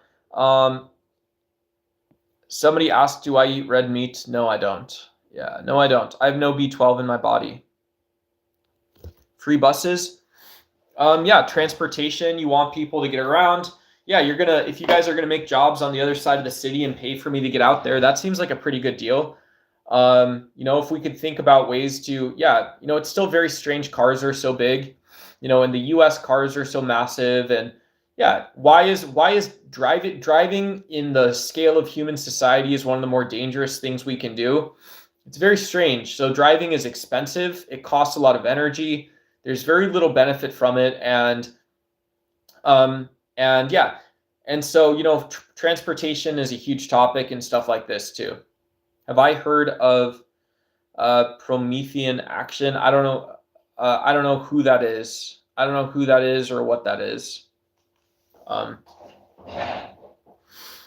Original sin is deviancy. Yeah, I mean, that's shame culture, right? That would be a shame culture if you say that deviating from sexual norms is sinful. Yeah, because norms, there isn't such a thing as a norm in biology. And yeah, and that still doesn't mean that, if you could look at someone like the first generation of adult stars like Jenna Jameson, and you could still say, well, she is like LeBron James, right? She's in the top 1% of 1% who's probably, well, whatever, easily capable or able to psychologically manage that type of work or life just like anyone else, I guess. Who knows? Yeah. So yeah, but and so that's also weird, right? But then again, we say people like Elon Musk, who's been very successful, set up billion-trillion-dollar companies. We say it's like, oh, it's Uncle Elon, right? And so this is a little bit, when people say there should be shame-free cultures and liberations, part of it is that, yeah, having an integrated brain about the way we idolatrize things is real, about the way we idolatrize like Epicurean pleasures and hedonism and stuff like this, even like proper philosophical hedonism. People give themselves an excuse to, whatever. You don't tell, hey, daddy, chill, daddy, chill. I don't know. I'm no expert, I guess. Or Indians have respect. Hey, daddy, chill, right? Hey, thanks, Dwankenobi. Dwankenobi. Blessings to you as well. Blessings to all, right? Cool. Jesus believes original sin is disobeying God. Yeah, all forms of deviancy from classic thought, classic beautiful thought.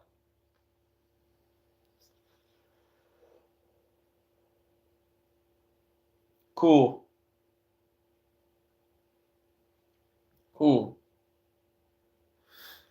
Who's God? I don't believe in a God. I don't believe God can be. Yeah, we talk about the God object, maybe. This is a philosophical discussion, I'm not going to try and do neckbeard Reddit atheism, even though that is something I can do, right? I wouldn't say it's fun. I don't enjoy doing it. It's not my job to crush people in debates or deconstruct them. But yeah, not neckbeard Reddit is like, yeah, you could say there's a God object. And so in theology or philosophy, sometimes we talk about a God object.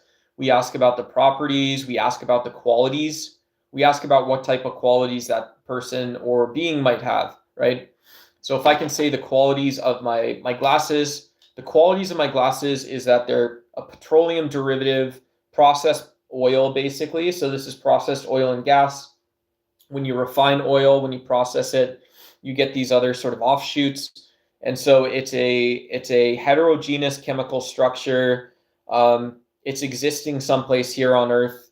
One might presume it has the physics of these glasses, but then just the way I relate to them is it's hard. They've got these metal spring hinges. They've got dirty lenses and stuff like that. And yeah, and so, you can know different things about the chemistry of the world, and that might be true. Or I might disagree with that and say, well, Jordan Peterson and Sam Harris agree about different things, or a physicist and a chemist can know different things about these glasses and know if they know the same glasses, right? Someone says they're a cosmological projection. Someone else says they're chemistry and molecules. And so, when they both know what they know about the world, you might say, well, the physicist wins because it's more fundamental. So actually what these are a supervening group of particles and waves collapsing into glasses. Cool. But they're not, they're only chemicals if you look for chemicals in the glasses. Otherwise, they're not. You think you have good evidence of it, you also know that evidence is about chemistry, not the glasses themselves, right? So it's not metaphysics. But the other argument is you can just say, well, no, that's the wrong approach. The other approach is to just say that essentially these glasses have qualities. And so essentially all matter creates these measurements. All matter creates these sort of like collapses of stuff. So I physically have glasses in my hands at all times. I physically have the glasses in my freaking hands at all times. And yeah, God might be like this too, right? God might be like this thing where it's once you know enough and you drill down onto it, it's unchanging. It's unchanging in that you don't have glasses without it. Not in the Godhead sense, right? So you might have a God object. You might have a God object that has qualities like is knowable to man. That sounds very different already than is knowable or is knowable but not empirically. Like this is already, or this, the Godhead might be like, well, does not, you might say in a deistic view, does not miraculously change the laws of nature, and so this is like a quality that's talking about what the object God is versus a psychological relationship with it. You look at the sun to go blind. Cool. Yeah, I know. Wishel Shingers, I walk through the shadows. Send me a Bitcoin. Send me a Bitcoin, guys. Yeah, send me a Bitcoin. Send him a Bitcoin. Send everyone a Bitcoin. Can you feel for a dog and command it? Yeah, animals are our friends, right? Dog is friend. Yeah. I have an abundance. So if there's not even a possibility of scarcity, right? The scarcity that I imagine is a psychological scarcity. It's me psychologicalizing things. It's imagined, it's imaginary.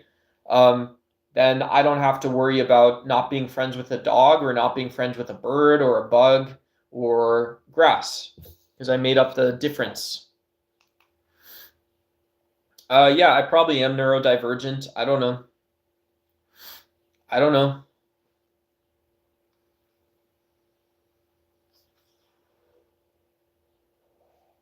What else, guys?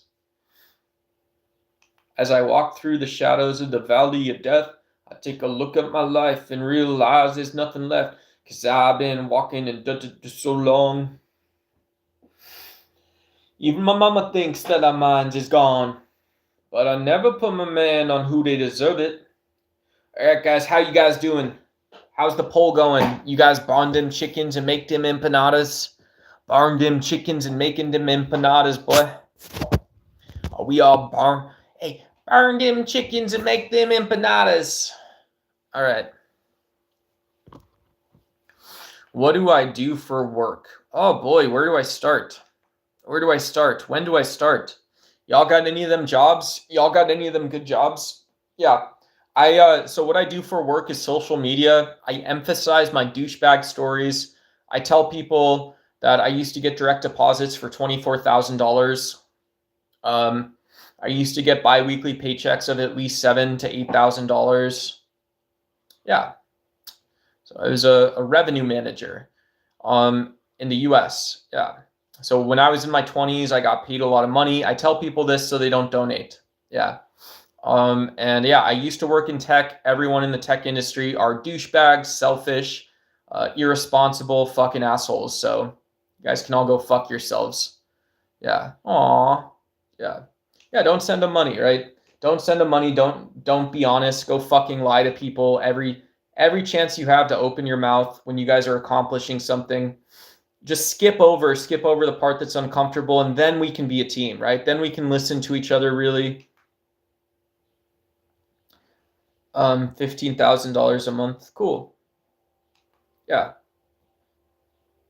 Yeah.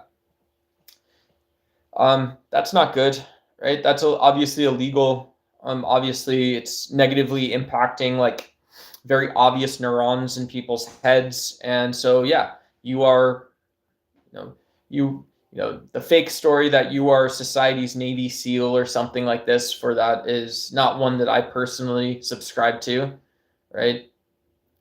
I think people that have, right, is that judgmental? That's judgmental. Yeah, go find my own absurdity with the fact that an individual never needs to make the choice to sell drugs, right? An individual never needs to make the choice. Hey Pablito, que Hondas, right? Yeah, que Hondas. Yeah, that's right.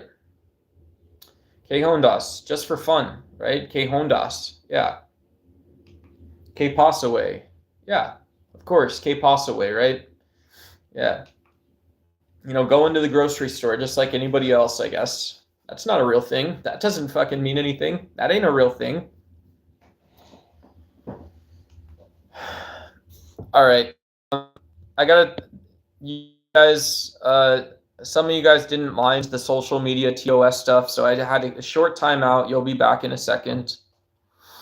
But yeah, I should also, a short timeout, guys. So here we are. Sorry guys, par for the course. He's lying like Trotsky. Yeah, I don't know why. I ain't a communist. I'm wearing my red shirt, but I don't subscribe to ideology like that. Yeah, why don't you guys give me here's what I'm going to ask for. You guys can give me the violent leftist starter kit, or you can give me the true patriot starter kit. So all the things I'm supposed to have opinions on and say, I'll know what to say. Am I a Canadian? Hey, it's Diogenes. What up, bro?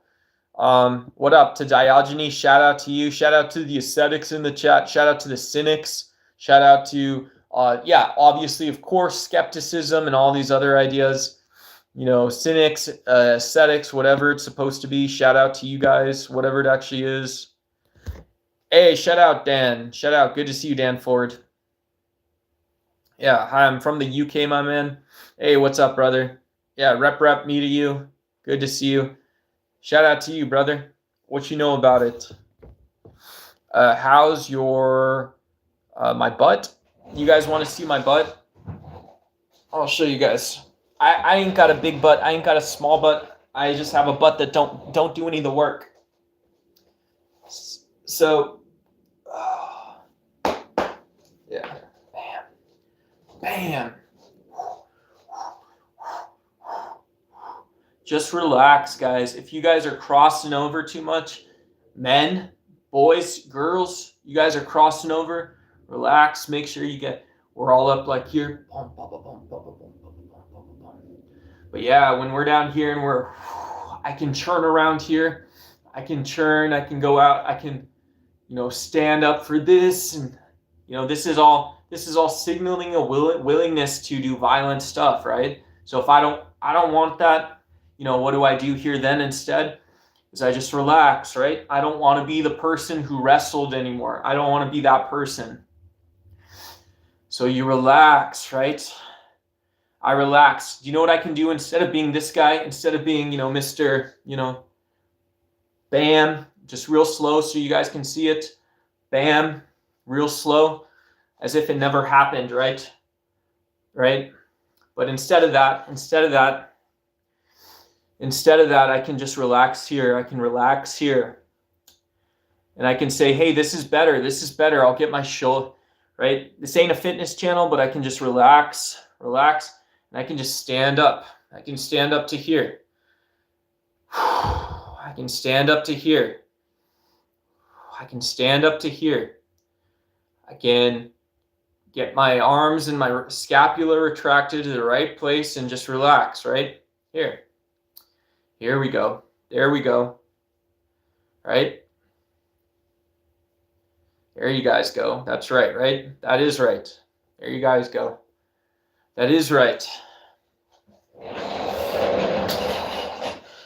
Just nice and relaxed, nice and settling where we can be, where we should be, the sense of where we can and should be.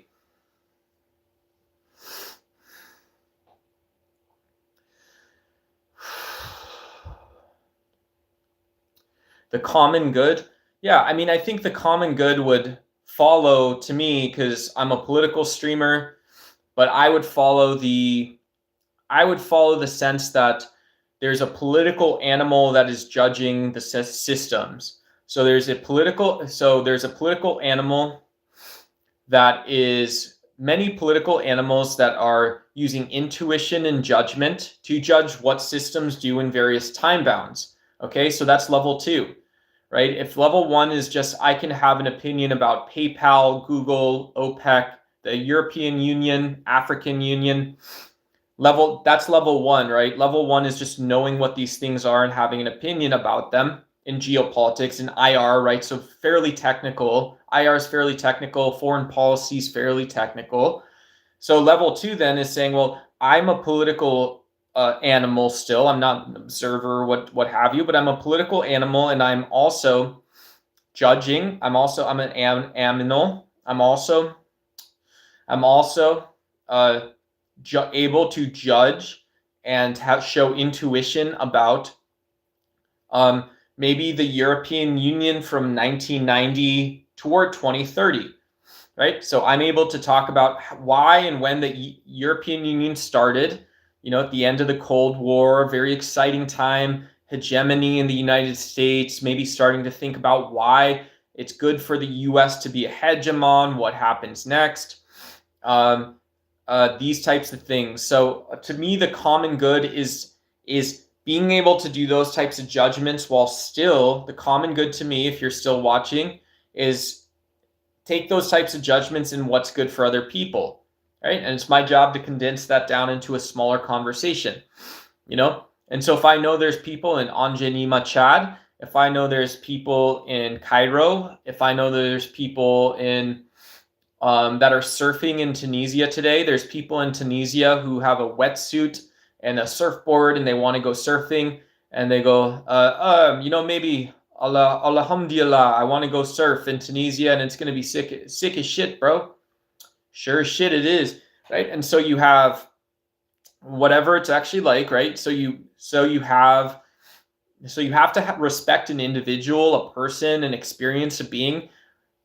Mosquitoes, trees, plants, the Amazon rainforest, the oceans from the Pacific to the Atlantic, the polar ice caps, but even the space in my community. You want to build a park or you want to build a business park right next to us. You want to kill nature to do this. Okay, cool. So that is a choice that I can have judgment or intuition about, right? I don't have to be an extremist. I don't have to vote for just one party to have an opinion or a feeling toward or about something. And then that extends to the grocery stores as well, right? That extends to the consumption choices I make and just knowing of or about what something might be and whatever may come of all of it. Yeah, just whatever may come of any or all of it, of course, right? Yeah. So lots of them, right? No worries. Lots of them, no worries. Lots of these ideas and opinions. So, and that seems weird. So, anyways, my name's Nate or Nathan. Online, I go by Duck. Yeah. And so when people give me political problems to solve, I like trying to do that. I like having a conversation about it, at least. And I'm on social media. Yeah, I don't like that song. So Yeah, I'm not going to sing that song, but thank you. Yeah. So that's how I answer IB Arato's question. Hopefully it's helpful or concerning.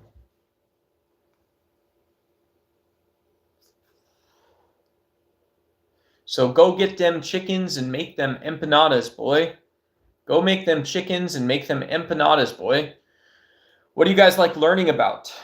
I've liked learning behavioral psychology. I think is the best form of psychology. Behavioral economics. No, behavioral economics I think is the best form of psychology. Do you guys have any opinions about that? I try not to entertain conspiracy theories. When I see events in the world, I try to apply my political science education, the training, like the very small training I got in my undergraduate degree, very important. But yeah, my undergraduate degree, I try to think in mathematical terms like game theory, and I'll try to use like Bayesian inference. And yeah, who knows? There are cases where it's like you can see something like the Iraq and Afghanistan war, and you say, well, maybe it was as simple as this blood grudge, but there seems to be, if we're giving all of this power to individuals, it seems like there had to be an overarching competitive reason, because saying bin Laden and terrorists wasn't a good reason to go to this big scale war. And if this is what individuals actually thought at the end of it, they thought nothing was actually. So I don't believe that like individual events, I don't believe those lend themselves to conspiracy as much, right? I don't think those lend to different sort of competitive reasoning or introducing new actors. So this is actually what a conspiracy theory is. A conspiracy theory is actually saying, well, the people we know were involved had to, they were connected, or there has to be an outside actor that's mysterious. We just don't know. There's a mystery. And then we also have to say the motivations or the reasons, the causal closure or causal explanation of the things and events that happened, the process or change that took place. The cause has to be different too. So you have a mysterious actor, you have an unknown cause, and if you add these two components together, you have a conspiracy theory. So I don't do that. I don't really think in terms of conspiracy theory myself. And yeah, and that's it. Yeah. And that's it, And that's it. Yeah. So cool.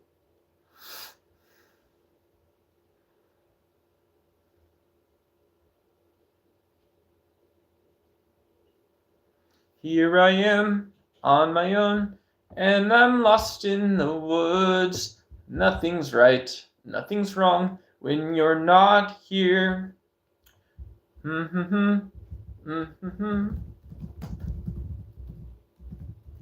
And Jonathan Goff is one of my favorite musicalist singers. He's been in both the Frozen movies.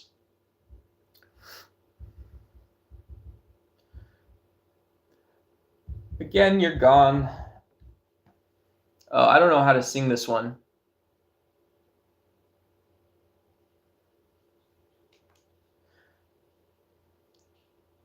But is this what it feels like to be growing apart?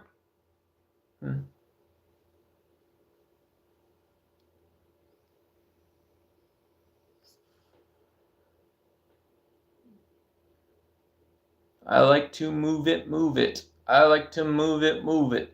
I like to move it, move it. I like to move it, move it. I like to move it, move it. I like to move it, move it. Thoughts on the pyramids? Yeah, they're pretty cool, massive structures. And I would also imagine, very boringly, the pyramids were an engineering challenge that was enormous. And I think it plays into a confirmation bias in our psychologies that pyramids produce conspiracy theories. We always think of the Middle Ages.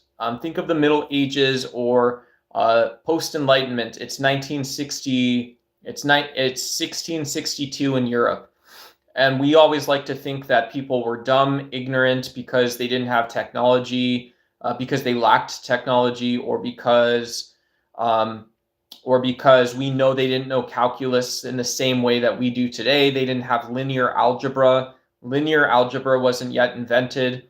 We didn't have a way to ascribe the actual math of the universe to things, that we think that early civilizations were dumb. But then you read Marcus Aurelius and you say, wow, Marcus Aurelius was so smart. But Marcus Aurelius also wrote Meditations in 2 BCE. So Marcus Aurelius wrote, and this was what was this, about the same time, right? So this was after Judaism started, I believe. Around then, what was it? I forget my timelines. When was the whatever, the Greek or whatever period in history? I'm not good at times. Right? So I must also be an idiot. I don't keep dates and times in my head like this very well. So I'm an idiot. So 3100 BCE, right? So you can look at already you have, let's see. Let's ask this question. How many people lived within Alexandria in ancient Europe, in ancient Egypt, not Europe? Yeah, so during the Roman Principate, so 50,000 to 60,000 people per square kilometer. So these idiots who couldn't figure out how to build a pyramid without aliens also managed in a square kilometer to shove 50,000 people into that square kilometer. So this sounds and looks exactly like a modern city where you have 500,000 people.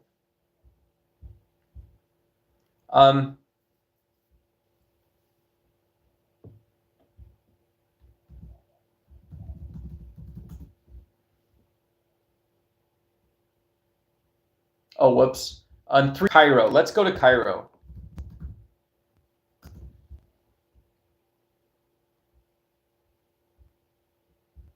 Yeah, so the total population of Egypt. So Egypt was still very big. Egypt, so even if you go back to the ancient, right? No Roman Empire where you have 50,000 people living in a square kilometer. But Egypt had a population of up to 1 million people. Up to, I don't know what they say, relatively small populations. Let's look up Memphis. I was walking in Memphis. Oh, wow. So who knows? Maybe you have a city with 30,000 people, but if you've ever driven through California, you can drive through many cities with 30,000 people and it feels like a city still, right? So even small populations in the ancient world are pretty advanced. So I don't believe in conspiracy theories to say that 6,000 people couldn't figure something out and all this stuff. Hey, what's up, Reba Fluff? I'm streaming like a lot of other people, so you can scroll off or whatever if you don't like the content, or yeah, there's a way for you to dislike the video. YouTube gives you that option. You can hurt me because it's worthless content. Yeah. Oh, whoa, shout out. We get a super chat support in. Thank you so much. I appreciate it. Thank you so much, Zorian888. Huge teal super chat. We got 2 Canuck bucks dropping through. Thank you so much, guys. That type of support means the world to me. I appreciate it. Thank you so much. I appreciate it. Yeah, you guys, these super chats add up. I know it's your guys' hard-earned time and money. And yeah, if you guys drop when you guys drop even the blue super chats, when you guys drop teal super chats, those give me that little extra bump, at the end of the month or whenever it is, right? This money doesn't come through right away. So shout out to you. Thank you so much for the support. And thanks for being here.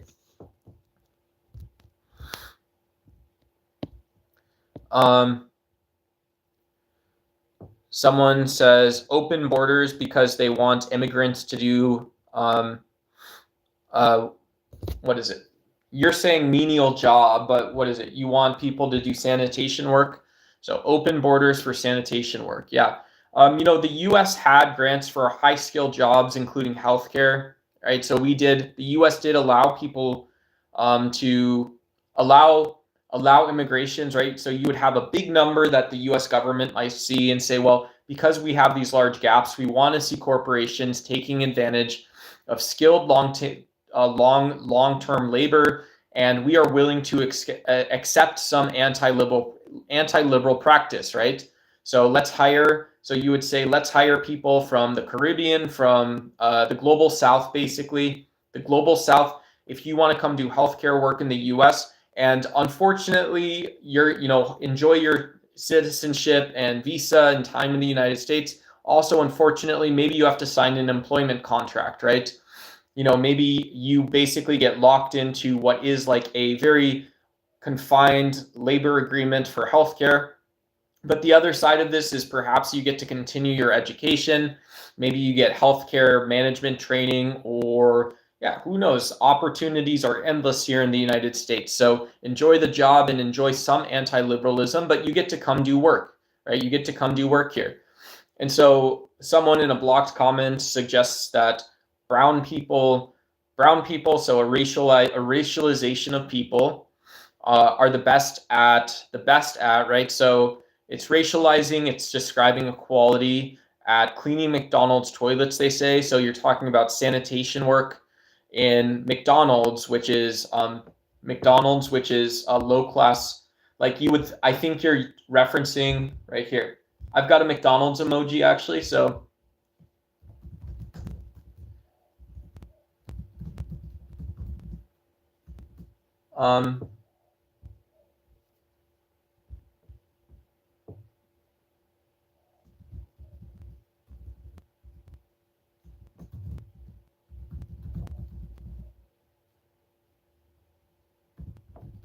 here you go.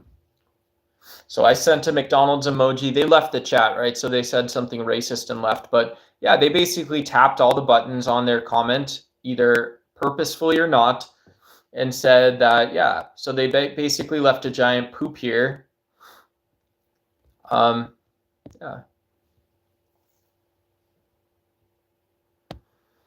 Immigrants, yeah. Oh, Elon Musk, yeah. Elon Musk is himself an immigrant. Albert Einstein too. Albert Einstein. Was Nikola Tesla an immigrant? Nikola Tesla. He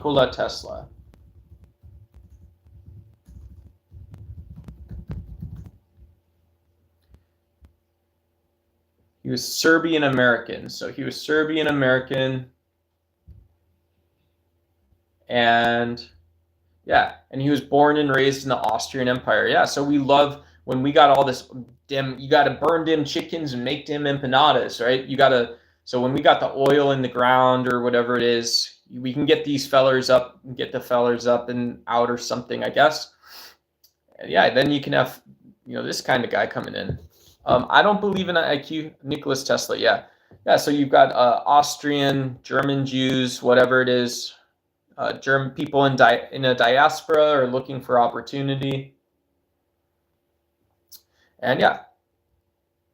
I mean, I don't know what you mean believing in IQ tests. Like IQ test something, right? If you sit down and you fill out questions and you use your brain just like 30 other people do, 30 people is the sort of sample or population size where statistics starts mattering, then yeah, you get some small distribution of IQ test scores, but I don't know what that would be used for.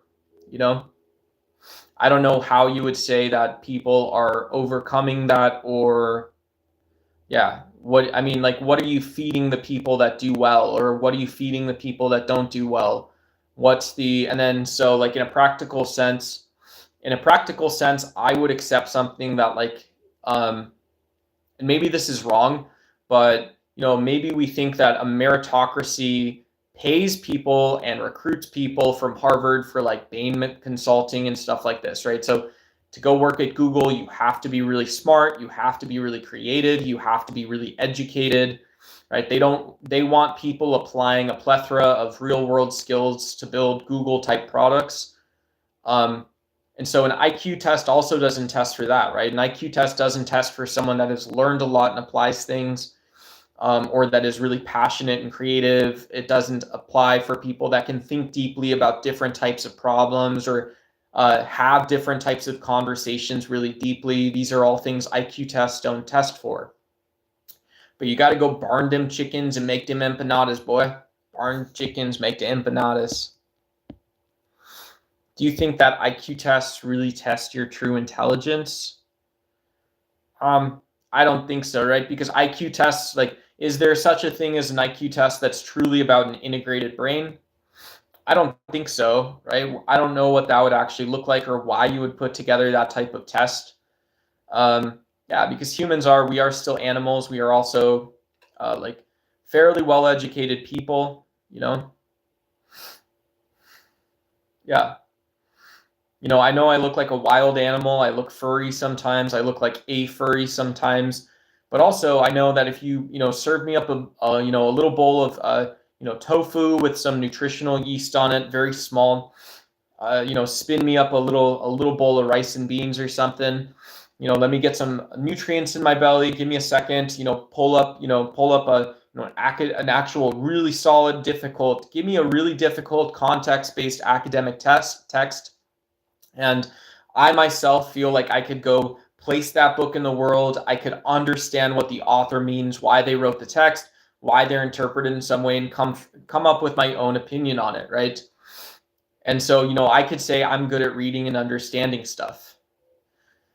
No way, bro. Shout out. Yeah, we got that amazing dark blue super chat color coming through. Thanks so much, Azorian. I appreciate it. That's huge. I'm going to go ahead and hit the love and like on that. Thank you so much, guys. Thank you. Appreciate it. Thank you. Thank you to you. Yeah, innovation. Innovation is absolutely a huge thing. Too much soy. Yeah, soy is what innovation is built on. And yeah, soy is a bean. It's not a renewable crop either. So yeah, I do like soy products a lot. I do like soy. I had tofu a couple days ago, but it's not my favorite thing to eat because I know that I believe personally there's more ethical vegan choices, right? That's like hyper vegan. If you guys go to ever a vegan subreddit, just to, I wouldn't recommend you go there to troll. I mean, why would you want to go troll people just living their lives and trying to talk to other people like them? But yeah, it's like it's fairly common knowledge, or maybe a little controversial, that like tofu is, in the big scheme of things, is maybe it's better to buy a block of tofu than to buy, Bessie's left foot and cook that morally. But so a lot of people would agree that, yeah, it's not a very practical choice to buy Bessie's foot versus tofu. But there are people that would also say that, yeah, soy is also not number one on the tier list. Yeah, I don't think personality tests or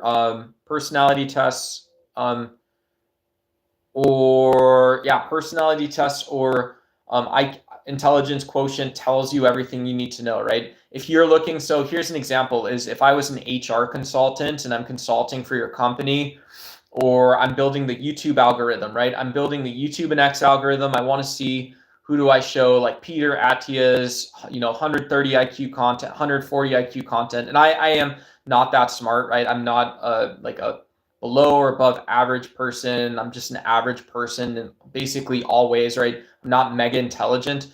But like if I was going to, hey, thanks again, Illuminator, appreciate the kind words. But yeah, if I was going to make a recommendation or something like that, I'd be like, yeah, well, at the end of the day, you're going to funnel questions into who loves to burn oil, who loves to go shopping at Dick's Sporting Goods. Do you like going to shop at, this guy loves asking people questions about your UC Boulder sweater. This guy loves asking questions about, the picture that says, I've been to Lisbon, right? You have a picture on your LinkedIn profile or your college entrance test, and you say, yeah, tell me about the most interesting place you've ever been to. Very normal, right? Very normal stuff. But yeah, you're still asking, these are foreign questions to some people, and they're also foreign questions when you're sitting over, like, you're sitting over the code instructions for a vector database or something, or you're trying to get all of your old structured and unstructured data to a vector database, like into TechSense, or you're trying to write a math, or you're trying to write a letter to somebody, you're trying to change someone's mind about something. And so this is partially why IQ or personality tests, yeah, okay, cool. I know how it's going to work. You're going to get this thing you can manage, and you're going to be managing and doing all this thing for people that are just like you. Yeah. Hey, what's going on? Yeah, shout out to you in metric. Yeah, Azorian has a metric IQ of 31.04. Yeah, we do things in imperial units here in the US, so I gotta have 100 IQ. But some intels have no, but some intels have no tests. I don't know what that means, but yeah.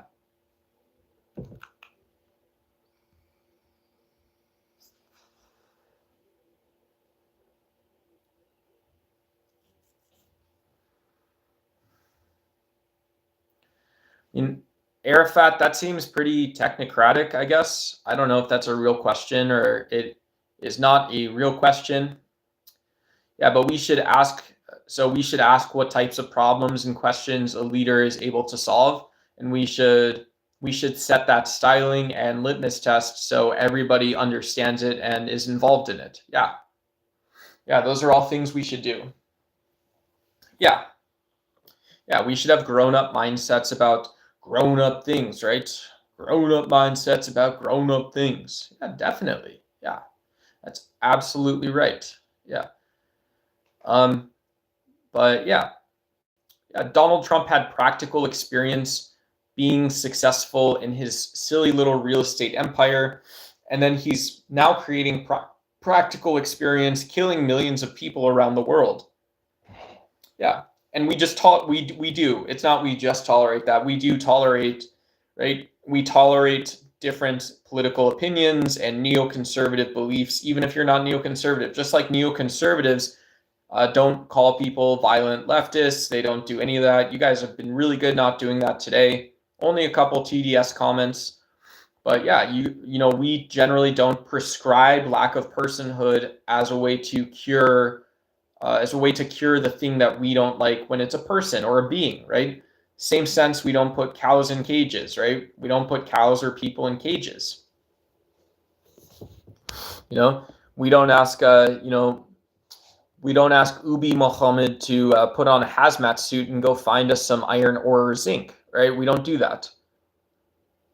Go find me some oil, right? We'll get Tommy from Texas and we'll get, Uday Muhammad Al-Qassam to go do the other stuff for us. Yeah, welcome to the United States. Every skill can be bought. Everything can be bought.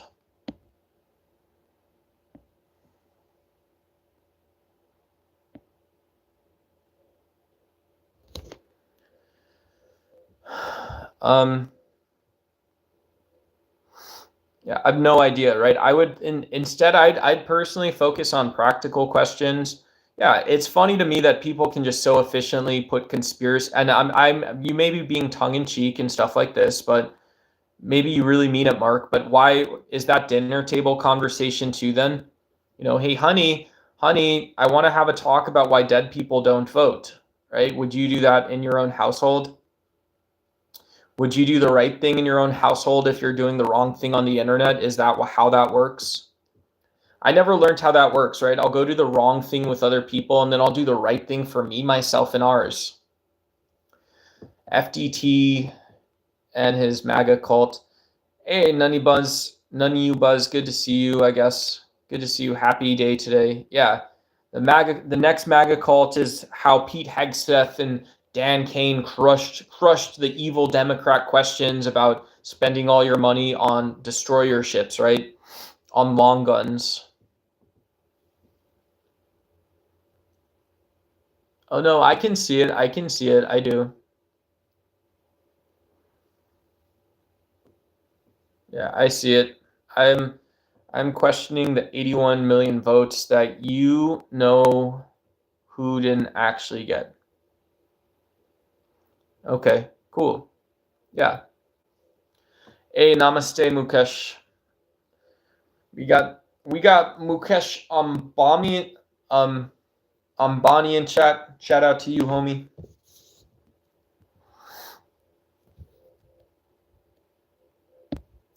Yeah, Mark, I just think you should keep your framing in the depth it allows, right? That's all I'm telling you is keep your framing in the depth it allows. Yeah, that's all yours, brother. From the second you stepped in here, that's all yours, brother, right? That's all yours. You're going to tell people to slow down and be less competent than you, or less intelligent, because that's how you understand things, right? So you are prescribing yourself, and positioning it as like inclusion, right? Like this is a MAGA safe space or something. Cool. That's fine. It's a MAGA safe space. I'm okay with that, right? I'll ban people or something. I don't know. But it's a MAGA safe space. We can go at your pace. We can do the correct sort of remediation around thinking, critical thinking, listening, analyzing, judging, sensing, intuiting. We can do all that stuff. And there you go. Yeah. And see, that's right. Instead of drawing people into your comments, you can draw more of yourself, more of the people who want to talk about it, right? And then find the fence line, right? Find the fence line where it's like, well, these people can analyze things like a second grader, just like I can, but it doesn't work in the world. So here's where I come in, right? Here's where I come in is the actual output based on the inputs I'm interested or capable of managing, what I'm passionate about. And yeah, exactly. And so you guys can think it's trolling or very funny to use that type of language, but it is what you're talking about, right? You're talking about telling people they're not allowed to use a greater aspect of their intelligence or brain because it sounds different than what Sean Hannity and what Charlie Kirk and what Cam Higby talk about, right? So you're an adult. So if you're an adult, let's say you're 36 like I am, you will revert our political system down to the level that high school graduates with no college education can understand it at, right? Instead of saying, I'd rather speak up to my audience, I'd rather sit alongside my audience if I actually in reality know more than they do, and if I know things differently in a way that is scholastic or empirical, I'd rather either sit alongside my audience or look up to them and share things that I know.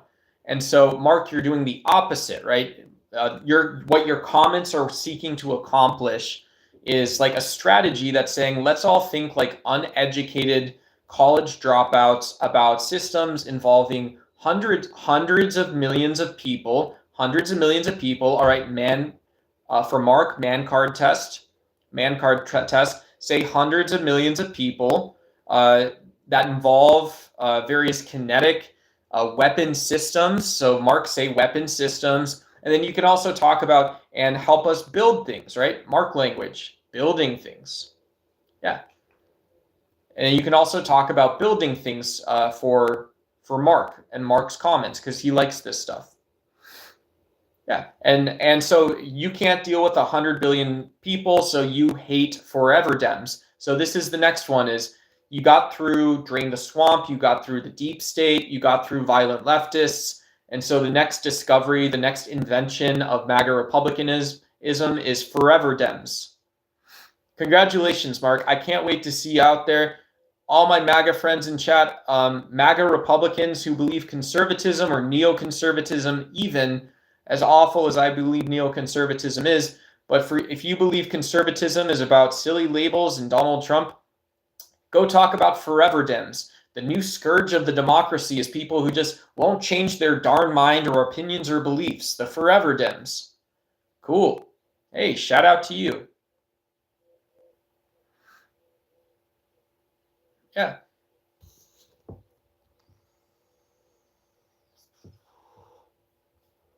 Yeah, Nathan or Duck. Yeah, my name is Nathan or Duck. Yeah, either one is my name. My real name, my real persona is Duck and Nathan.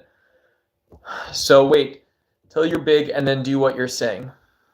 So you get more people to get more views. What? Aren't you doing this? Josh, I have no clue why you're asking me why I'm on YouTube. Did you look at my channel? Did you go look at the main channel page? go look at my main channel page and then ask like a real question, right? You're not asking a real question. What am I supposed to do, right? Am I supposed to have like a PTSD, anxiety, depression, freak out on right up here, right? I get to tell Mark and Josh all about my social media ambitions, all my social media ambitions.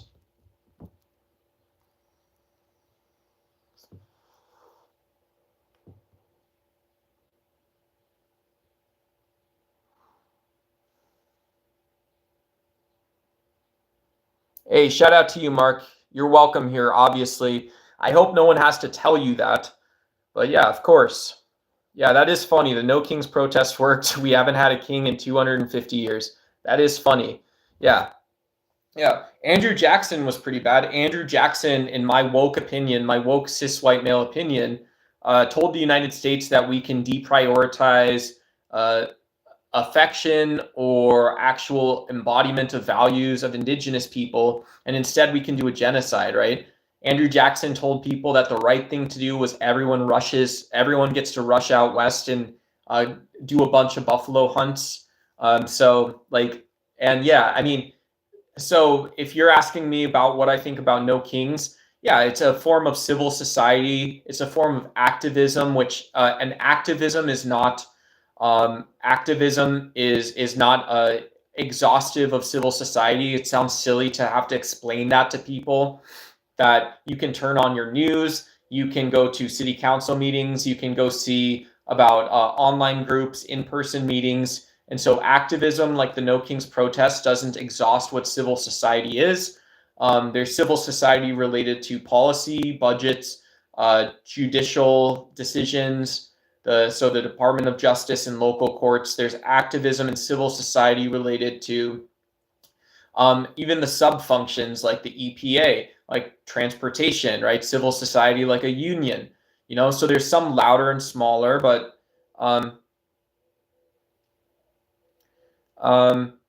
yeah, I would say that Kamala Harris and Pete Buttigieg seem to be names that are out there. Gavin Newsom's been mentioned.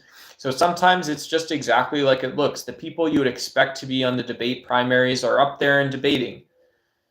In a democracy, there's more than two options of ideas. Yeah. In a true parliamentary system, you have more than two parties. Like in the United States, we're a two-party system. It's a lot of partisanship that happens. For some people, partisanship is most important. For some people, it's the fact that you just have electoral systems that are always going to divvy up 100% of the votes to Republicans and Democrats. Maybe one or two independents gets in. And yeah.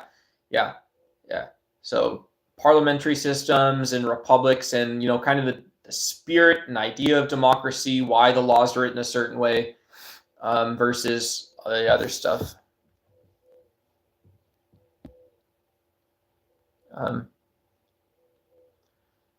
Yeah. I mean, you can look at if you think partisanship was the biggest deal during the Civil War, it probably was. But you can also look at the fact that just like popular philosophy in the South had to do with social stratums, with God ordained and real natural differences, right? So, it wasn't 6-7. It was, if you put slaves up to the white man back then, you would say, well, it is the case that God seems to love the way we organize our society. And secondly, if you look in nature, there's a reason why it's so. And now we'll talk about it. Let's go through and talk about what society is like.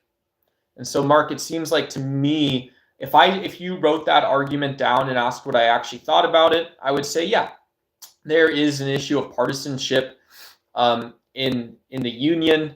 There's also a very deep issue of homogeneity and heterogeneity in culture within the sort of borders of the nation state, right? So you still have a nation state.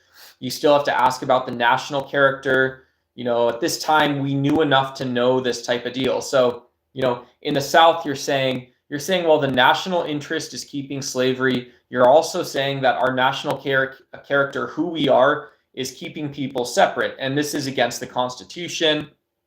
this is against a federated system.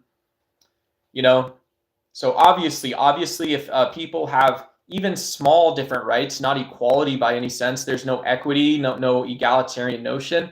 But if people have small differences in the North and the South, then it is the case. Yeah, it absolutely is the case that you can't simply just say, well, Democrats wanted to keep slaves in the South, right? If that's not a productive conversation, that's probably not what was happening. Yeah, majority. Danny Keith, yeah, I remember. I see your user stuff. And guys, I'll tell you this: I love getting to know you guys. I love hopefully having conversations and stuff like this. And yeah, we're at 1,500 subs. So Danny, I did recognize your username PFP. I may not know you guys all personally, but yeah, I am trying to get to know the DuxY community, you guys specifically, and stuff like this too. We're a small channel, so I get to do some of that, and I'm excited about it. And then it's also the case that I'm neurodivergent, so I also, not in an internet sense, in like real life, what I'm good at and how it is that I normally approach stuff and things like this. So yeah, just letting you guys know. Great to get to know you guys. Also really excited to hopefully have productive or fun conversations with you guys too. And learn from you guys as well as we keep going, I don't think this is live, Danny. Hey, what's up, Brian Addington? The world needs a strong and united. Yeah. E-Bugger. Hey, thanks, Tim. Yeah, Tim, if you want to send a red super chat, drop me $100. I appreciate it. If you guys want to really help the stream out, hype the stream with some of those jewels and gems. Hype the stream, those YouTube gifts. I love the corgis, the huskies. Those are really fun. I'm really grifting for the doggy gifts that YouTube set up for people. We can talk fitness, health. You guys can say, well, my boy Duck, he ain't looking it. He's a little flat today, but he's looking kind of like a badass. Oh my God. And we got Azorian. Thanks again. Huge blue super chat. We got a Canadian Canuck buck. I might go get myself some Starbucks or Tim Hortons, brother. So thank you so much, guys. Thank you. I appreciate it. Hopefully I should be on Wi-Fi. I believe I'm on Wi-Fi. I believe I've got 5G. My phone's got a good, I'm very lucky. My phone's got a good Wi-Fi chip. So hopefully, Brian Addington, no one's mentioned it yet. So yeah, no one's mentioned it yet either. So, SPLC just got caught funding hate groups. Yeah, it's all building up to that. Okay. Yeah, it's all building up to that. Yeah. We love we Americans and Canucks love us some oil and gas. I love the oil and gas industry, right? I am a MAGA Republican. I love oil and gas, right? When person in Mexico say Mexico City, one of best schools in the world, what do I say back? I say I have more oil and gas than you. Yes, of course.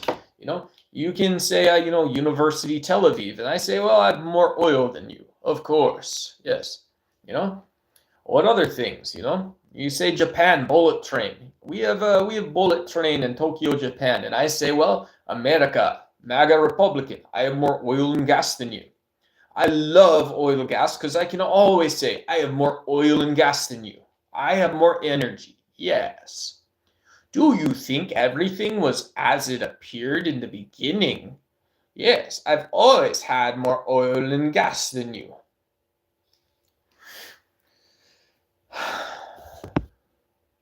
Yeah. Hey, thanks, Danny. Appreciate the shout outs. Yeah, the SPLC, I mean, we see a energetic organization like the SPLC publishing websites, publishing reports for decades, right? For decades. And the dispute, I believe that was in the indictment, if I'm recalling this correctly, it's a financial crime. So they're saying there was a white collar crime in the SPLC about a wire transfer they weren't allowed to make. So they're talking about $3 million. And so obviously, SPLC, Mark, I'll say this one last time. The SPLC has they've had a good run, but the reason that is because they in 2026 have laws not that are wasteful to the MAGA administration, but you have laws protecting speech, journalism. You have laws that are protecting nonprofit political participation, and so the SPLC has laws protecting them. So we'll see. MAGA's charging James Comey, so I don't know if James Comey posting a napkin on Instagram is like the SPLC to you, if that's about the same par for the course. Is it 2 fingers or is it in milliliters? What exactly? Yeah, how many grams of sugar is in the indictment for James Comey? I'm always curious. And what about the SPLC?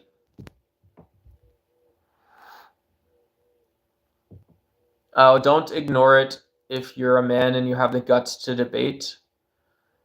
Yeah, I mean, I don't know how that's a debate intro. Is you're saying that I have to support Israel over Palestine, and so even if I adopt nationalistic or identitarian politics similar to Israel and Palestine, I have to pick a winner, right? So it seems like I don't know if that's the point, but it seems like a very childish question. Leo, no offense, but good to see you, dude. I do appreciate the support. And yeah, I think Jews have Judea. Yeah. So I would choose the most peaceful outcomes, right? I would choose the most peaceful outcomes. You think there's going to be some magic in Israel or Palestine, whatever. Who knows? Maybe I'm like the idiot. I don't know what's going on in the world, but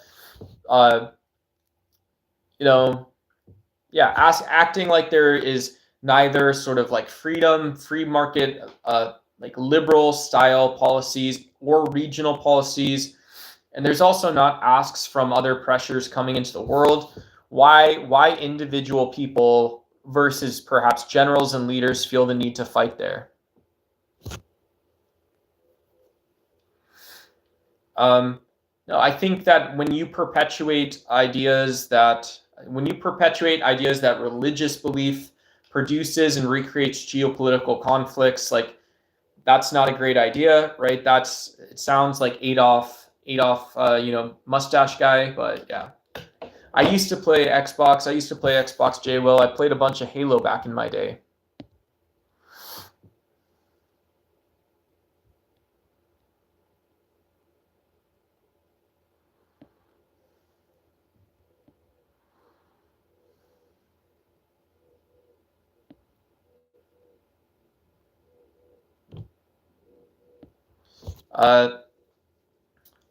Yeah. When we have to find a reason, when we have to find a way to make fast food faster, this is my American opinion. You have to find a way to make fast food faster. You have to place bets in the marketplace, trade stocks faster. You have to do it more days out of the year. And these are the ways you compete, and you burn them chickens and make them empanadas and get it all out, right? Get all this oil out, right? Whatever the term of art and the phrase was. And so our daily practice looks and behaves nothing like that in the United States, and it's not even a useful framing. It isn't the useful framing, but and it's so whatever, right? So I'm a political social animal who's able to understand the small things I do, right? I make a thumbs up sign, and so I'm able to say, hey, thumbs up. My name's Duck. My name's Nathan.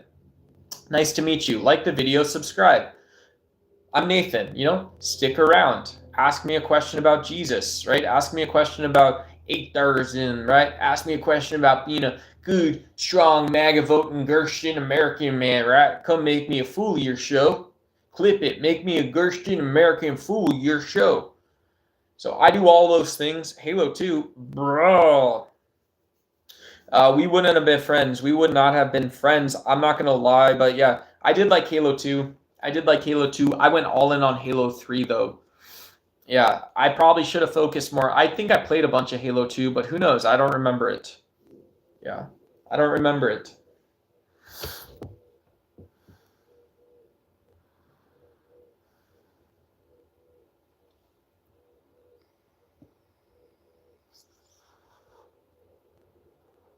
Yeah, get all them Gershon, man, right? Make sure that we are ambiguously funneling conflict. And that's right. Make sure you guys are getting all the baby seals and the coral reefs. Make sure we're getting all that stuff in there. But don't ask which dollar did it, guys, right? Don't ask which dollar does the thing. All right, guys, I'll be right back. I'm going to mute. I'm going to go get coffee. I got to run. To the bathroom. I got to run to the bathroom and get some coffee. So I'll be right back, guys.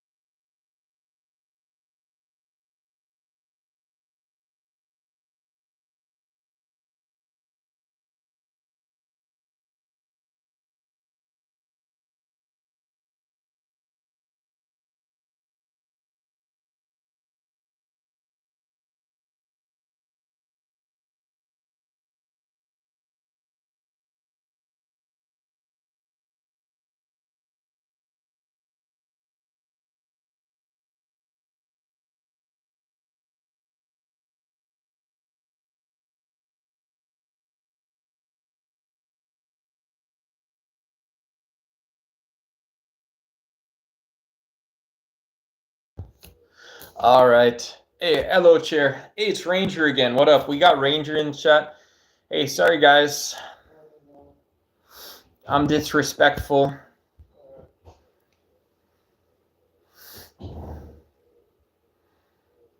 Yeah. Yeah, I mean, national character might just come down to this was again de Tocqueville's language. It's still very useful. We saw similar language used to de Tocqueville in modern theories, very modern empirical theories. So when we say that de Tocqueville attempt to categorize qualitative data, and we now look at quantitative data as well around maybe consumption or attitudes and things like this. But yeah, if you say Israel is a clown nation, maybe a good proxy for this now is that just commonly people the way we view ourselves, the way we view other people and other choices, how we maybe politicize some of this, how we roll up and wrap up some of our choices into other things. Those are all really useful. It puts people right there, right? It really does put people right there. It gets you right next to the action. All the action again is, wherever you wanted it to be, it's right there again, right? So, to say that Israel is a clown nation, I think is very strange. It's treating a nation state like a sports team. If that's the realization, good work, right? Great work, everybody. And so here we go then, right? And so is Israel like a sports team? Is Israel like LeBron James or Michael Jordan and the Bulls? I don't know why that would be the case, personally. my own point of view is, well, if what Israel really does, like a lot of other people do, is they burn a bunch of oil, and they've got these power plants, and they sure like selling that energy off to some folks. And yeah, they really they used to, they'd be accused of flaunting it a little bit. They've got a bunch of these doctors and fancy televisions and the whatnot. Yeah, and any way you cut it, any way you split it, the humility some folks may have living in Israel, you still got the big televisions and the internets, and it's all free, and your politicians do what they want and all this other stuff. And so, boy, they sure are flaunting it. That doesn't sound like a clown nation. That sounds like it sounds like aspects of, to me, it sounds like consumerism that is being conflated with national character or national interest, you know? And so, this isn't to say that, there's not legitimate grievances or injustices. However, yeah, I mean, it's just there's an aspect of unfairness. One sense of this is, well, why do we make the choices we do to disagree and to fight with one another?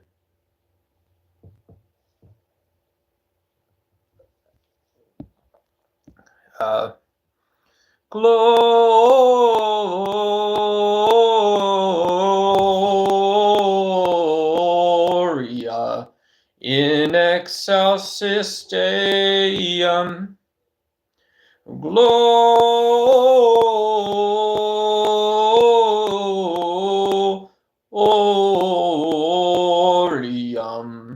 in excelsis Deo. Hope you guys like that. I just wanted to offer a little Catholic Latin celebration of Mark de Gloria in chat. As we can see, Mark and I'd reckon we have some sharp differences. I'd reckon also, to make this appear less of a homogenous space so we can all be included in the conversation, we do disagree, right? So one might say that, well, Israel, like every other country on earth and every other population on earth, and this would include then, we could say, hey, why not the country of Jordan, or the country of Oman, or the country of, can be all of them, right? All of them, Syria during the Civil War. But if you weren't focusing on developing efficient societies right then and there, right now, right, the one sort of thing we can actually work on and not disagree on, then why is it the case? Why then is it the case that, all these countries are just basically the same? So praise be to Mark de Gloria, first of all. Donald Trump ain't a good president. It just ain't. No, he ain't. And yeah, we should be able to learn faster and together. And for all I know, Mark's sitting in Calcutta, right? Mark and I are talking MAGA politics or the whatnot, and I disagree. But maybe Mark's in Calcutta, India, and yeah, shout out. You walk outside and you see 3 blocks over, somebody's splicing the electric lines or the whatnot. Typical behavior that the power company would take there. And there we go. We have some of the same and some of the different opinions about stuff. Yeah, who knows?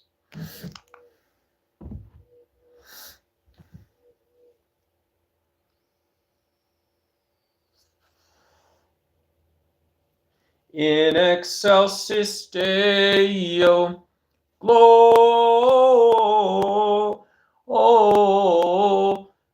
yeah. I've experienced so much pain in my life that I've turned it not into hatred, but really a preference against having conversations with other people. And so I went to social media and did YouTube, right? Thank you. I appreciate that. Me and everyone else, right? Every other fucking, whatever you can say. Yeah. Fake single dads on YouTube or something, right? Fake single dads on YouTube. Yeah. Hey, why don't you no longer do the job you used to do and just go hate people? Hey, I ain't going to do that. I'll do the other part of it. Yep. I will do something. You can send someone with post-traumatic stress syndrome, unresolved, as it were, and autism, to go do social media full time. Yeah, you weren't cut out to do the thing that you successfully did for 10 years, so you can go do social media. Hey, what's going on? How are you? Fun fact, the Middle East is selling bottom of the barrel oil to America for the highest price. I'm not sure what you're talking about. Yeah. I mean, because of circular economies and because of trade, right? You could probably spend a boatload of money getting oil out of the ground, and it produces quite a bit of wealth wherever it goes. Right? It produces quite a bit of change.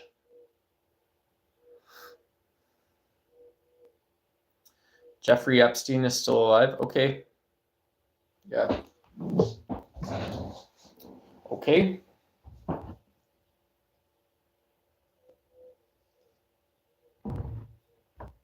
Your voice sounds LGBTQ IA plus. Yeah, cool.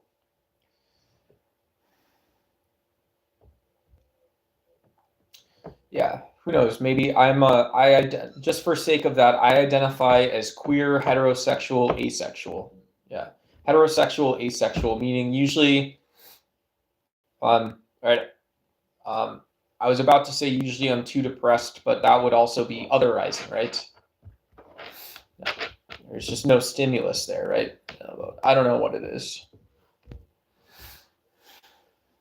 You guys want to throw down and split some little C's or something? You guys want to throw down and who knows? Maybe we can get a party tray of burritos from Chipotle, guys.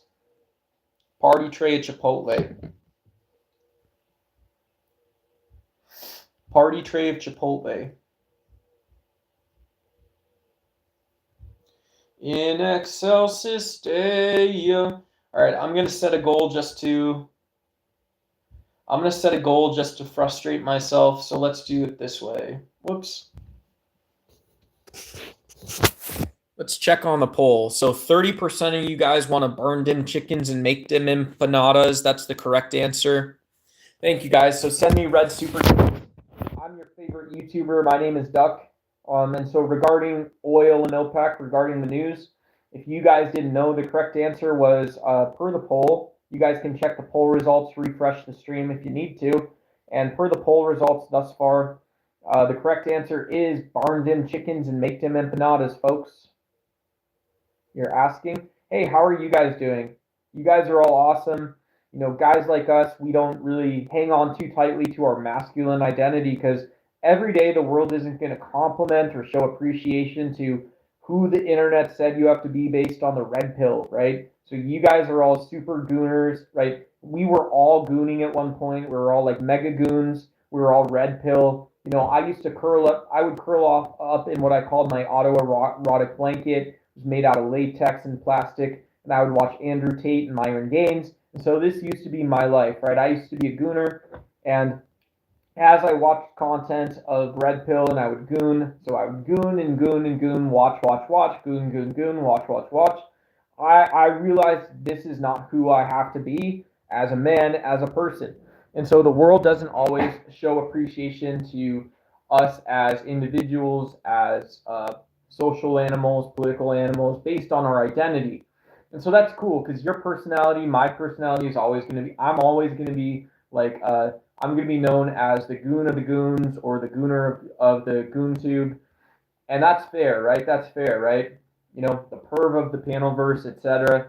And so, you know, despite these opinions, despite what it is, and, you know, it can feel like a war out there, folks, I want to emphasize that I truly appreciate, I have gratitude for everyone here, all of us are. Yeah, absolutely. That's the right answer, right? This ain't a VTube. This ain't a VTube. This is a YouTube, right? This is YouTube. My name is Nathan Duck. And yeah, you know, so my problem pertaining to no money is I want to get a Restream subscription so I can show videos, do panel content, get good at editing videos. I want more and more and more and more too. And so that's my identity as a consumer. I want more and more and more. I don't want to do red pill stuff forever. I don't want to be Andrew Tate. I don't want to be Myron Gaines at the end of it. None of those things are things that I want. Yeah. Let's see how bad everything is, guys. It is really bad. Everything is really bad. Everything hurts. Everything is sharp. Everything sucks. And that's it. And that's my life. I live in Arizona in the Southwest United States. I'm an ascetic Buddhist. I'm an atheist.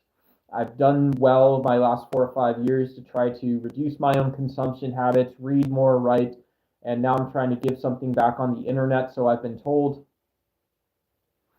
Hey, awesome. We got Toaster Poodle in the chat. Shout out to you, homie. Heck yeah, brother. Yeah. So let's celebrate. Let's celebrate together. Let's not let's find selfless judgments, right? Let's be, myself and self that I have selflessly are about things other people see, right? They're about our external identity. My internal identity, the way I think about things, my metacognition, not thinking about myself like a narcissist or egotist, but like, do I actually have excitement or a reason to drink this coffee? Do I believe I can make the world a better place because of this choice? Who knows? That's very stupid. It sounds a little bit too much like, a 20-something-year-old prescribing morality to you, right? Don't prescribe morality. Don't prescribe animal choices to other people. Not prescribing political beliefs to other people, not prescribing a methodology to other people. And so for me, myself, and me, myself, and I, for me, myself, and I, like, I love politicians like Pete Buttigieg. He rallied against Don't Ask, Don't Tell. He was a gay man and management consultant, right? And so we listened to him because he was in the military and he was a management consultant and a famous politician, Pete Buttigieg. And then we also then listened to him because he was also gay, right? So he had all of those things. And so, yeah, this isn't about, right, when we have a Nietzschean perspective of power and will of the communist anarchist sphere of the internet. I don't do that. I don't buy that. I'm never going to buy that stuff. But yeah, you guys, a great thing to do to support this sort of gooning, red pill. It's all of it all at once. Really makes a ton of sense for you guys. Gift memberships. We're growing the channel. Super chats, super stickers. Super stickers keep me talking. Everything keeps me talking. The gifts like the corgi and the husky puppies are really cute. They're very expensive as well. And I like doggies, so I like doggies. I like YouTube, and so yeah, give me gifts, guys. Keep the channel going. I want to make the best content possible, and I don't want to be regulated by the fake internet and give away free content. I would give away all the free content I could if I could, and I want to be able to give away watchable content too. So if you guys have any way to financially support the stream, thank you. I appreciate any time you guys do that too. Shout out to you guys. My name is Nathan Erduck, and yeah, and like I said, I'm not lying to you. I know it seems funny, but everything hurts. My life is horrible right now. Everything causes me anxiety or depression. Everything is painful. It's difficult to even turn my phone on without feeling immense emotions, which are negative. And the fact that I have a lot of emotional resilience doesn't change the brutality and horrendousness and awfulness of the world and of nature. And then we keep going, right? There's still more that piles on top of that. That's the best part of my day, is learning about new problems we can possibly solve or talk about together. That's because you're a weak man. Do you not see my body? I can lift my entire body up with just my neck. I'm not telling you to go be like me, but I would not describe myself as a weak man. I would not describe myself as full of subjective wokeness. I do vote progressive Democrat in the U.S. Parliamentary systems are really cool. I love our two-party system, though. So I consider myself small patriotic American. I consider myself small progressive Democrat. I consider myself small, appreciating and recognizing, Marxist contribution. I consider myself small, a philosopher, small political scientist. I'm a little bit of a lot of things, right? I'm a modern man. And so, hey, Bucks, I'm sorry. I'm sorry about that. Yeah, I apologize. Everything in the world, everything everywhere scares. Yeah, okay. Yeah, I'm sorry. There's nothing that can really change the fact that our brains process things different ways. Our amygdalas are animal function, which is maybe itself, it does, right? It's weird to say a human word like judging or intuition, but yeah, just saying that, like, look, I know that this coffee is going to be, whatever, very stupid, are we closer, farther, this kind of stuff. So yeah, I'm sorry, Bucks, you're an awesome person. And I also hope that, okay, compared to the big question, right? Compared to like a Twitch stream, guys, compared to a game stream, I don't have anything to do except to talk. I read comments. This is an audience-driven channel. Audience-driven channel. You guys know what that means, is that when you guys drop your own thoughts, when you enjoy the content, You don't have to be part of the show, right? I've been close to. I've got introverts in my family, and so guys, folks, people, stuff like this. I just want to tell you guys that when you guys contribute to the show, I appreciate you guys enormously. And yeah, thank you. I appreciate Brian Addington. Shout out. Have I ever kissed a man? Millennials, I'm a millennial. I was born in 1989, so we were very affectionate to everyone, including our male friends and stuff like that.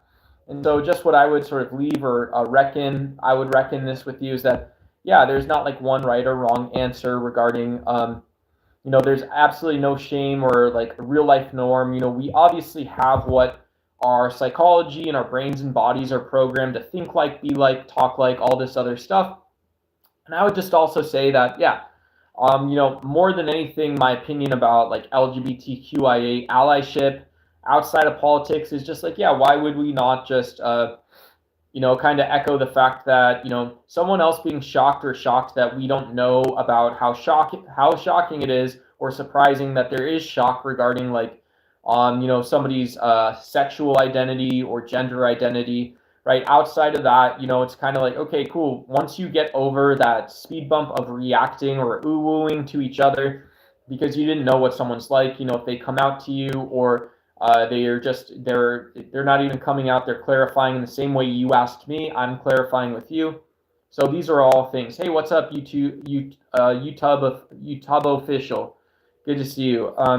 No, I don't need to tell you my biological processes. I'm talking about burning them chickens and making them empanadas, right? We're doing all that kind of stuff, guys.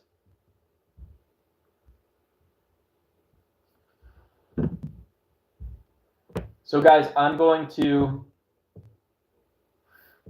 put on a super chat goal. I'm gonna put us on a super chat goal.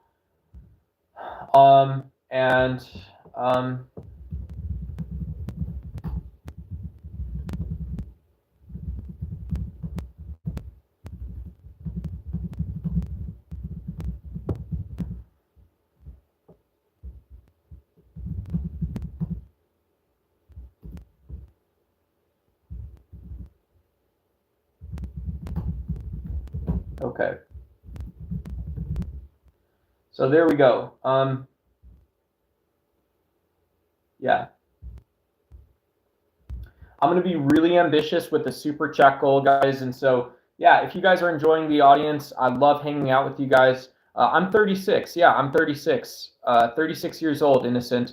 Hello, are we focusing on praising Jesus in the moonlight today? I'm focusing on the story of social justice, global justice today, guys. And yeah, just per global justice for my own self, I did put on a very ambitious super chat goal, guys. So if you're liking the stream, if you're enjoying the content, like it, the conversation, the chat engagement, like the stream for visibility. If you guys are liking politics, philosophy, lifestyle, culture, that type of stuff, commentary, discourse, whatever it might be, we have a chance to slow down, have conversations, like the stream, consider subscribing if you guys want to come back. And yeah, check out, I'm working on higher quality videos. So I kind of rushed through, but posted a 4-minute video on the SCOTUS decision, not trying to be disrespectful to you guys. But yeah, I went and took down a bunch of the old stuff I made when I was first learning how YouTube works, how we talk to each other and stuff. And so, yeah. So if you guys want to subscribe, check out the videos and stuff like that, the shorts, awesome. I'm excited to have you guys here. And yeah, I go live almost every day. I'm basically full-time. I'm going to try to do full-time content while respecting your guys' time, respecting the audience. That's you guys individually too, because we're a small channel. So yeah, I don't really, some people just say, oh, I'm married, or they say whatever. I don't talk about my personal life on YouTube, right? So yeah, and because that's not part of, if it comes up because it's a relevant philosophical or political idea, I may mention my experience dating in college or something like this. But again, I'm 36, so hopefully we can have the conversation without all of it, right? Without all of it, maybe just a little bit too. So good to see you guys. Yeah, good to see you guys. And yeah, I think if you're talking about praising Jesus in the moonlight, there is this idea, there's this idea in Christianity that you have to accept Jesus. So when you're talking about praising Jesus, you're prescribing, right? You're prescribing something that's not even in the Bible, first of all, and you're also prescribing just this gospel narrative, right? The Bible has an Old Testament and a New Testament. I'm not even Christian, and I know that, right? So I'm not even Christian, and I know the Bible better than you. And that's wild. I'm not a Bible expert, and I feel like I know it better than whatever you just said there. No offense either. No offense, obviously. I am not. My guess would be you aren't. Yeah. Yeah, yeah. Absolutely, right? Absolutely. So that's right.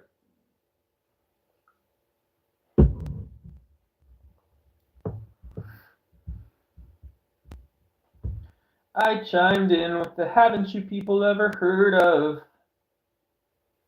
Oh, oh. Yeah, yeah. Oh, and if people have you guys are in a relationship, just the old person advice for relationships is value every moment. Value every moment. And yeah, that's something people say, and I think not trying to change each other. This is the stupid stuff people say online, but who actually knows, right? Who actually knows? Who actually knows? I think it's very stupid to offer. When people often, in a social political sense, they say what norms, what values, what aspects of your life do you give over to Uncle Sam, or do you give over to your job? Do you give over to a relationship? And it's very stupid, right? Because the world doesn't necessarily work that way. And so it's like, cool, yeah, give people a hard problem or challenging description to work on instead of just being someplace as you are yourself. And it's just funny because who knows, maybe some perennial wisdom in religions is come as you are.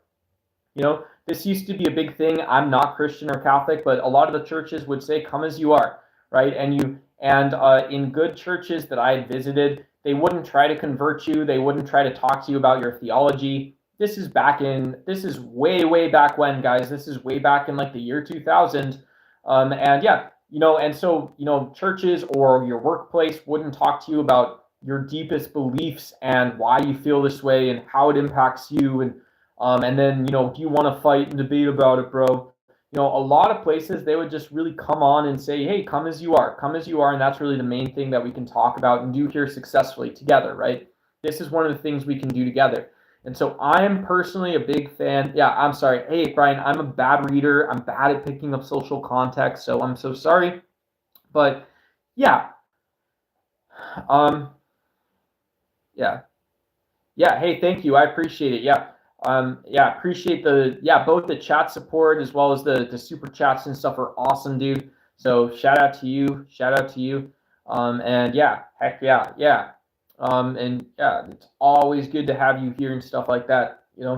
And yeah, whatever. So, yeah, and my Catholic church, the thing that they cared about more was like, hey, are you gonna go do the volunteer event, or, you know, do who knows, do you know why some gospel messages sound different or hit harder than others? And this is also true of how I think my fellow atheists should think about morality. If I was going to be a street corner preacher for atheism, not secular humanism, it's like, yeah, well, do you know why we just talk about anthropomorphizing or anthropocentrism? We talk about making things relate to humans better because it doesn't relate to humans that well. We say, do you know why that's a more important idea? Yeah, it's precisely because Kaiser Permanente is like a it's like a freaking $1 trillion healthcare company, or British Petroleum is like a $1 trillion energy company. You can put fake numbers and fake number of geographies and fake number of employees and stuff on these companies, but the reason is that small choices we have a big impact. And so yeah, so I'm an atheist, but I don't actually care about socio-political causality. Or I'm an atheist, but I don't actually care about treating people with respect that also have similar values. I'm an atheist, but I don't care if there's someone who's Christian who's doing it better than I am, and it is better because I'm an atheist, right? And so I do think there's accountability on social media, but also when people say, well, I'm a Christian, and so Genesis describes what comes out of an exhaust pipe or what goes into a gas tank. No, it don't. No, it don't. No, it doesn't. They didn't even breach talking about it. So if for the aspect of our spiritual debates and stuff like this is whatever. Yeah, I don't really talk about my family and stuff like that. I think being a good dad, being a good man or whatever it is whatever. Who knows? Everyone does it differently. What are you gonna, drop the the Book of Mormon or something on top of people with my own personal life? People treat that stuff so flippantly. Yeah, thank you. Yeah, people treat some of that stuff very flippantly. Like they do treat it as if it's the case or something. Whatever. They treat it as if it's the case that, yeah, I shake your hand in an elevator because I have an office job at this time, and suddenly I know you. I know we have enough shared values to have a conversation, or I can trust you more, or whatever. It's like, cool, yeah, that, it doesn't, it does cut it, right? Whatever, because I don't have like that judgment, but you yourself are judging, who's got this sort of, oh, you're social media rich or social media famous, or you're this type of rich or famous now. That doesn't make that much sense to me. I trust you for this reason, or I trust this politician for this reason. You pose next to like a fat white ass, you pose next to a fat ass in a pickup truck, and you're a politician or something like that. And so suddenly now you're someone who's trustworthy, right? That's politics. I mean, to me, it sounds weird, but whatever. Yeah. Yeah. Hey, Graphius, I'm super glad that you've narrowed all of politics and society down to the one thing that you have. So shout out to you, dog, too. Yeah, shout out to you, dog, too. I did post on my Substack about civil society the other day. So if you want to go read that, each sentence can be expanded out quite a bit. So yeah, Graphius, if you go to my main page, you can click on my Substack. You should see a SCOTUS article, which means Supreme Court. So shout out to you, and then you should go down the next one, and that one's about civil society. It's in the framing or lens of MAGA, but yeah. So I'm glad that you have. It sounds just like a, Canadian MAGA Republican or something. Someone loves oil and gas. You love where I can go drive or walk. You love the essays I can write. My essay has to be for you, brother. So shout out to you. Have you heard of Restore Britons? I don't know what that is, Banjo. Yeah, you'd have to fill me in about whatever the real world work people are doing. That's very cool, though, right? Yeah, that's sick, right? So shout out to you guys for all the real world work that you guys are accomplishing and doing regarding stuff and things, of course. Yeah, fill me in, brother. Send me money, right? Send me a big briefcase full of money and tell me about these things you're talking about. Send me some dough, brother. Your buddy duck is broke. Do I look like a brokey? Yeah, I'm a gym rat. This is forged with weeder iron and bench press machines. I'm a gym rat. Oh, shout out. We got a Zorian with a giant, massive blue super chat. Canadian Bones coming in the chat. Thank you so much, homie. I appreciate you. Again. Thank you. What is UAE? United Arab Emirates. Yeah, United Arab Emirates. Yeah, thanks again, Azorian. And yeah, so Alexis Faith, UAE is a oil-rich, oil-producing country. And yeah, they're leaving an organization that tells them how much and how often they can produce oil. So we've typically done this to sort of, it provides more control. It's like you can call it a cartel or a cartel of nation states, a collection of nation states, countries. And so, yeah, so we see the production quotas produce understandability. They stop geopolitical tensions. They stop these one-to-one fights between, like, if the U.S. can argue with either Saudi Arabia or Venezuela or Russia or the UAE, they can go to OPEC. So OPEC isn't like all good or all bad or anything, but UAE is a country, it's a nation state, and yeah. And so whatever, whoever they are. But yeah, this is the big news of the day. It's a big deal, right? OPEC's been together this way. I don't know what year UAE and their OPEC, but it's been a long time, right? It's been a long, long time.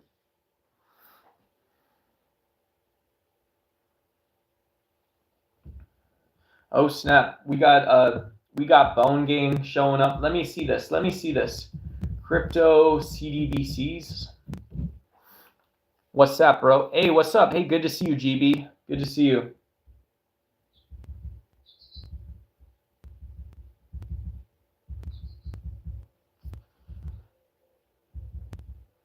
Yeah, who knows? I don't know why I don't know the benefit of having a digital like stable coin or something like this. Because Ripple was billed as a stable coin and it certainly wasn't, right? In no sense did it resemble anything other than cryptocurrency, so XRP. But I think having a true stable coin that is fixed or floats on like a fiat currency or something like this, I don't,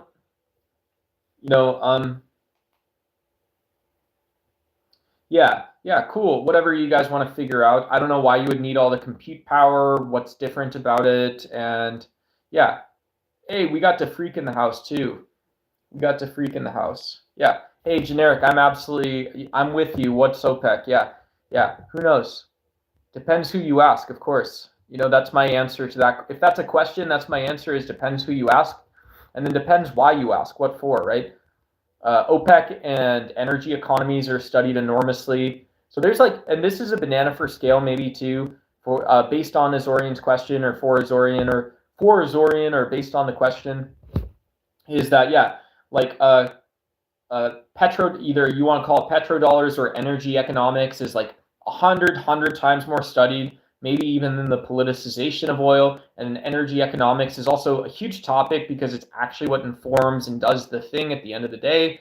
It's actually very robust, maybe. But yeah, I mean, is that true? Yeah, probably is. But also, it's a lot more well studied. Oil, because every dollar in our economy comes from oil, coal, or resources. Every single dollar starts and has to start there. You get it out into the atmosphere, and then economies work. But every single dollar, so you spend more time on it. Your politicians care about it more, but also the other, people care more about that than cryptocurrency. But I should probably look into crypto too. Hey, what's up, GB? Yeah, I mean, I mentioned this. I don't talk about my family on the internet and stuff like that. So yeah, cool. Yo, what's with your microphone? Is there something wrong with the mic or something? I don't know what's wrong with the microphone and stuff like this, but yeah, the other ones are more decentralized. That's what they say. Yeah. Okay, cool. Yeah. Cool. Yeah. Okay. So let's go, guys. Yes, skibbity bop bop, yes, skibbity bop, no, skibbity bop bop, yes, skibbity bop bop, skibbity yes, cool, skibbity no, bro. Do you guys want the good microphone? Yeah, I've got a little battery left, so I'm gonna go ahead and we will upgrade the stream real quick. Apologies for that. Let's see. This is what a stream upgrade sounds like. I hope you guys have audio still. Do you guys still have audio? Let's see. We still got audio here. Thank you guys. That's awesome. Yeah. We still have audio. Yeah. I read a 4EBC report made in 2019. From what they read, they were looking into Algorand and the tests were I have no idea what that means. I'm sorry. Oh, more decentralized. Yeah, I remember aren't there two different ways to Yeah. Yeah, I mean, because there are different both technology structures for blockchain, right? You can have a blockchain or a coin that is, right, isn't it just so it is cryptographically transferred, but it's not always the case that the coin in the ledger is publicly stored on like a central database, right? That's what it means to be decentralized. But there's also ways, you can also have like silos of data and stuff like this too within blockchain, and so there's something about the ledger, something else is that's the part that's actually, when you ask how the cryptography updates the databases or database or the relationship or something, I believe that's how it works, but I don't know. I'm not a blockchain developer, so I don't know. I always say Bitcoin is decentralized, but 1% hold most of it. So yeah, I'm not sure. Oh, cool. Cool.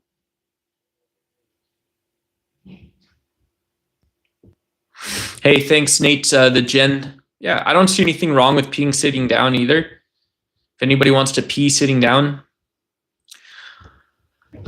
Goodbye, farewell, and Wiedersehen, adieu, adieu, adieu to you and you and you. Do do do do do do do do do do do.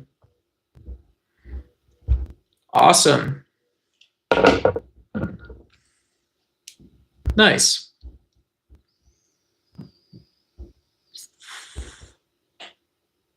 Yeah.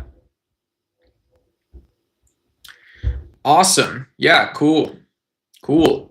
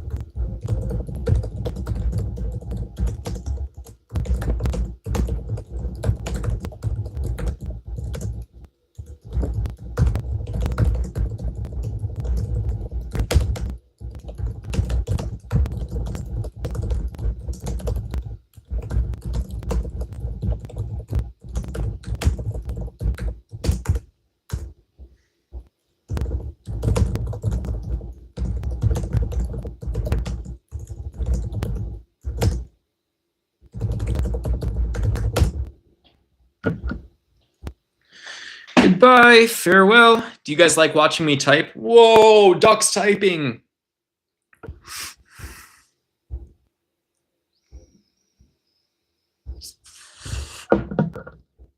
Yeah, I don't think on social media, guys, we should stop. Hey, Sophia Meow. We should stop penalizing people based upon their psychology and personality, because people offer their personality and psychology to help us decide things, add context to things. And this is both a give-take relationship, right? It is a way to loop in other opinions. It's a way to prevent otherization of people and things, right? And it is also a way to produce useful information for people. On social media, it is fun to chill, guys. You guys know I'm a chill guy, so chill guys like to chill. But also, it's fun to maybe learn together. You guys, I've told you this story. I went to a very good state school. I was part of an honors program. My college probably had at least 4,000 or 5,000 people, and I was like one of the top 10 or 15 students, right? I was very successful in my little tiny undergraduate program, so my classmates were like Fulbright scholars. I was a junior fellow. I did all of this cool stuff. But still, even with all of the advantages in the world that I've had, and trying to have humility about my own genius and stuff like this, it was also my success or competitiveness. I still felt at 24, 25, there was so much left to learn. And so I think social media is not just about our personas and personalities and whatnot. It's also about the way that we unite and do things together, right? We have to stay united, and so the sort of communist anarchy of the digital commons is also about the free market. It is also about global citizenship. It is also about, we'd say global civil society is a practical thing. But citizenship is this word we often use. Are you a citizen of the internet? Well, no, because the internet is just a bunch of servers. So do you actually have a philosophy of bits and bytes and OSI standards and HTTP protocols? Do you actually have a philosophy of Wi-Fi and satellites and cell towers and stuff like this? Did you guys know that Yahoo was an ISP that eventually got into nodes? They eventually bought cell phone towers. Yeah, so your old Yahoo homepage, you would get a CD to install Yahoo Internet on your computer or something. You would get an AOL CD, and sometimes your CD would contain the number of minutes you could use on the internet. But your old Yahoo CD, very old school stuff, right? Eventually this turned into this company. Well, we can't compete with Google. We can't compete with the fiber internet companies, high-speed internet. So it makes more sense that we move ourselves back. Instead of being customer facing and having the internet, instead of being forward facing, we just go back down into the value chain. The thing we've always done, we're still doing the same thing we've always done, and we go down, right? And so that's not politics or anything like that, obviously, but it is political. But I'm not a citizen of the internet because I don't have a philosophy of the bits and bytes, right? I know that I'm talking to people and I know that I'm consuming energy. I'm consuming information, right? That's my philosophy, is I'm consuming information in order to, or primarily, truthfully, for the reason of talking to you guys. And so while I want to be compassionate, I want to respect all things in nature and all things that might be in reality, whether it's a pebble or a giant rock or a house. It's my buddy's house. I want to be respectful. You guys know that. YouTube official knows that. YouTube official always puts the seat down on the toilet when he's got to go pee at his friend's house, or her, you got to go pee at your friend's house. So all those things are true. But I'm not a citizen. Personally, I'm not a citizen of the internet because I think I can respect all things. And then it makes more sense to me to think about cosmopolitan, global citizenship, right? It also makes more sense to me to identify the ways in which I hold nationalistic values, right? Am I a conservative in some ways? To me, does being a progressive Democrat mean I'm tacitly supporting the US having more than other people? Well, it seems to be that way, right? It seems to be that way because the US has had more than other people for the last 5 decades. So am I saying that the US is ever in any world going to go redistribute all of our wealth to the rest of the world and say, I'm sorry, we're done now?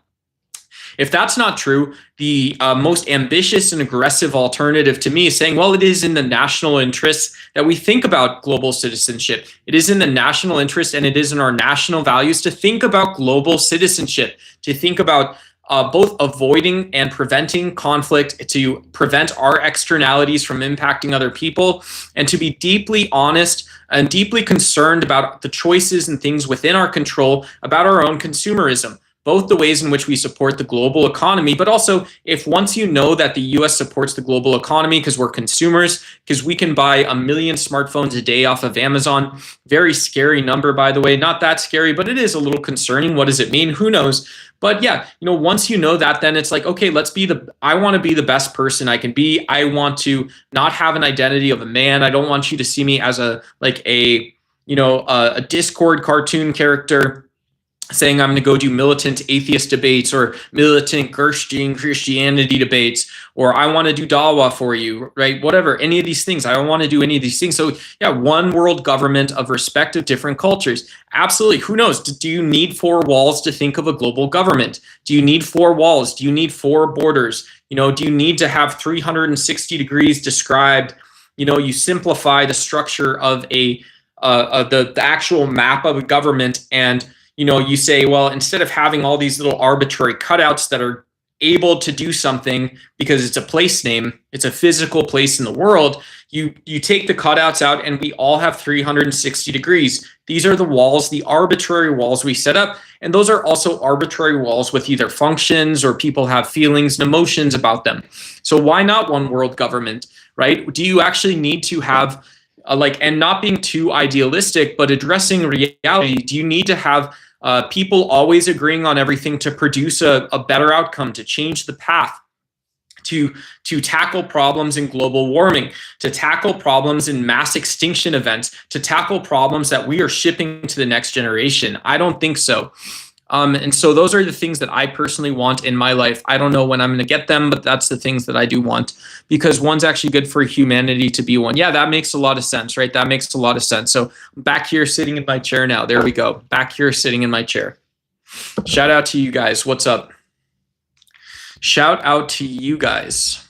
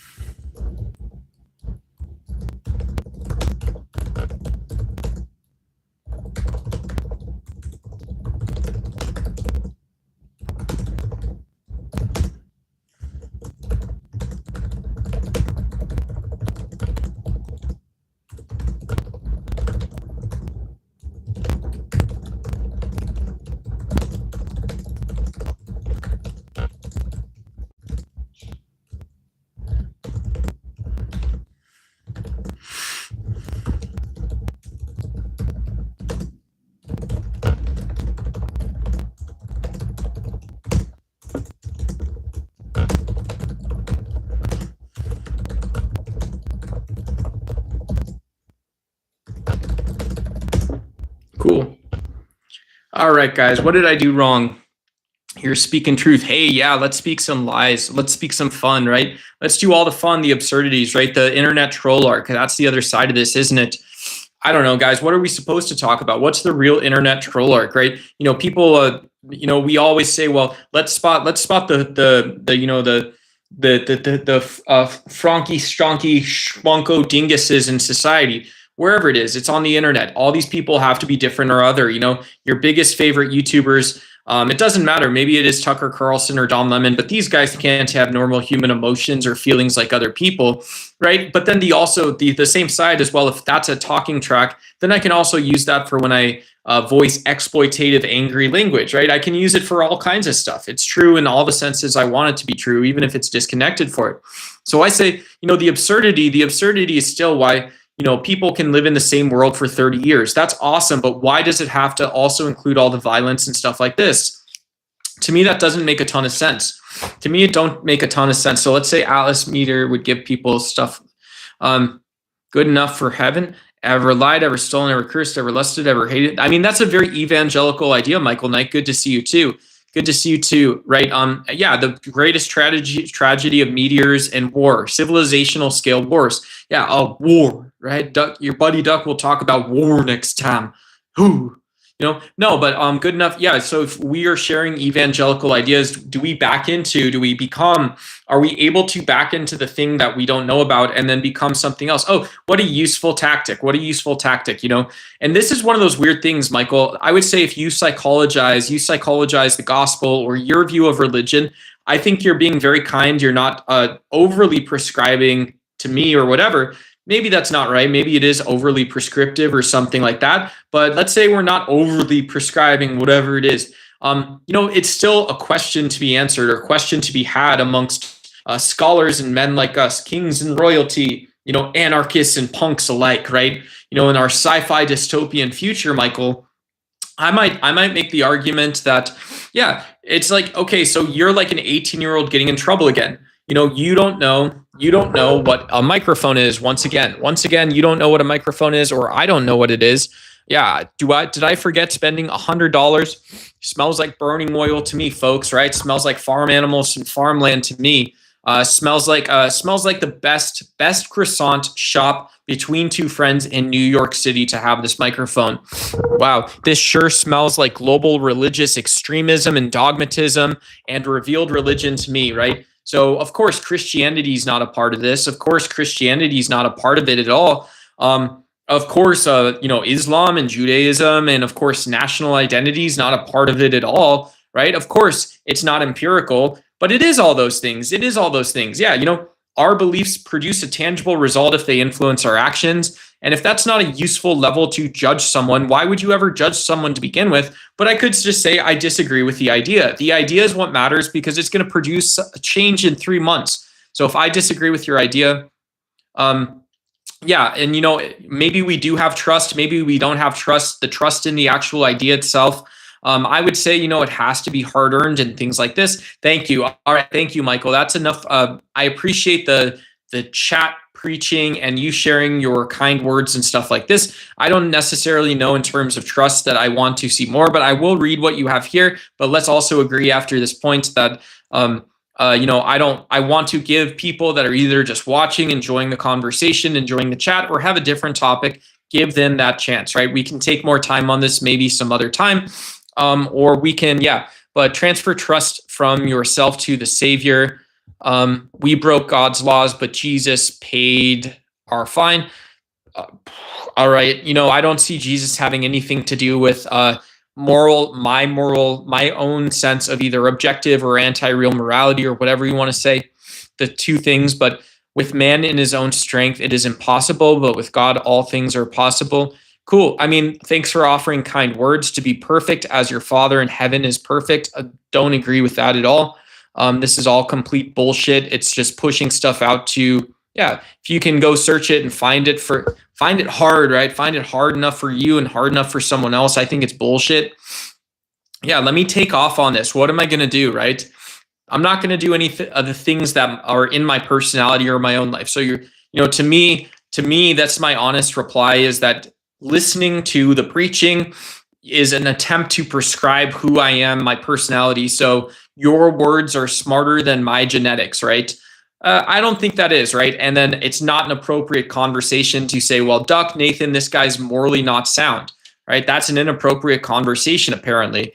But okay, cool. Yeah, yep. They often the worst. The spiritual nature of God transcends all human concepts and emotions and intellect. Awesome. Cool. That's really great, right? You're putting, again, I think it's a very kind sort of sense or way about however it is that you want to describe the things you're talking about. And I would just say that to me, it's also disgusting. My honest reply is it's disgusting. It's vile. It's disclusive. It's lazy. It's not natural. It's not about the world. It's not about other ontologies. And it's not giving other ontologies the ability to actually self-describe. It's not giving other ontologies the way in your own self to understand them without you not being you. And so that's my honest belief about Christianity. Thank you for the kind messages, and I appreciate you leaving them here. None of this is for me. Thank you. I appreciate it. Yeah, I don't want a single word of that in my life, not my family, not my nation state, not my civilization. Fucking zero of it. Thank you. I appreciate it, of course. Hey, what's up, Louis? What's up, Louis? Yeah, cool.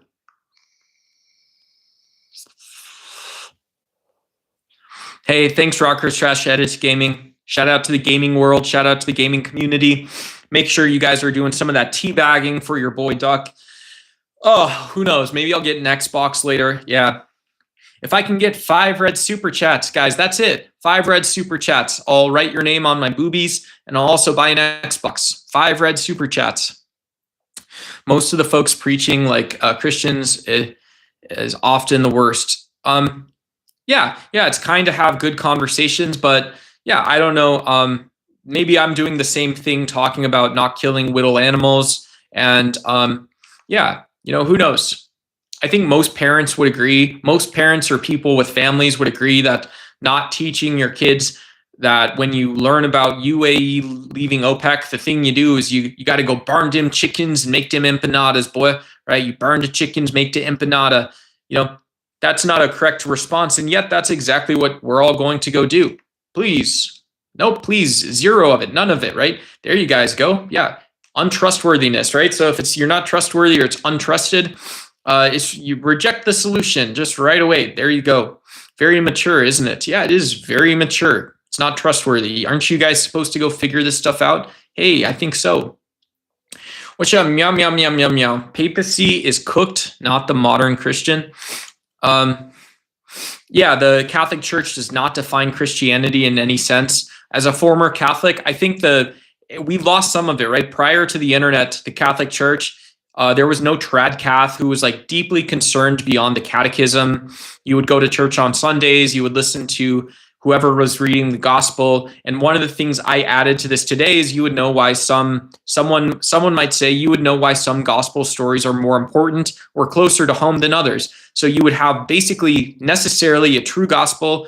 That's what you have necessarily is a true gospel. And then you would necessarily also have deeper considerations about some aspects, right? It is not your salvation, but it is other people's suffering and salvation regarding Jesus's story of service versus stories of Jesus preaching and sharing God's word, empowering, teaching them to fish instead of giving them fish. But then you are living amongst people who have no dignity being offered by other people in society. So this to me is what tradcath actually is you would hear that, and in reality you might be like, oh, okay, cool, that's what it is, right? So there's all the these, you got the Pharisee fuckers, and then you got you've got the kind of the in-group fuckers, and and then you got this Jesus fucker, and he's hanging out with these the poor and the whatnot, so he's saying that these fuckers are actually better than the other ones.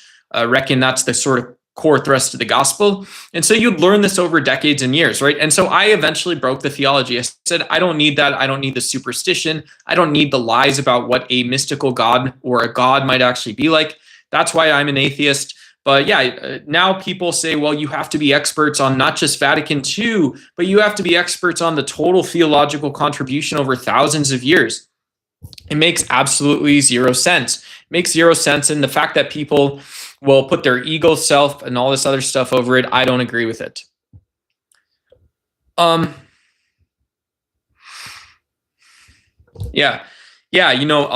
People talk, it used to also be lukewarm Christians, right? This was what people would criticize, very gaslighty too, right? And so people didn't understand lukewarm Christianity. You were supposed to be at a hot church. I'm heating up another corn dog and watching the stream. Hey, shout out, enjoy while you're watching, Ninja. Evangelical Christian preachers used to preach against lukewarm Christianity, meaning you don't really care about the whole Bible. You don't actually care about living and being a good Christian your whole life.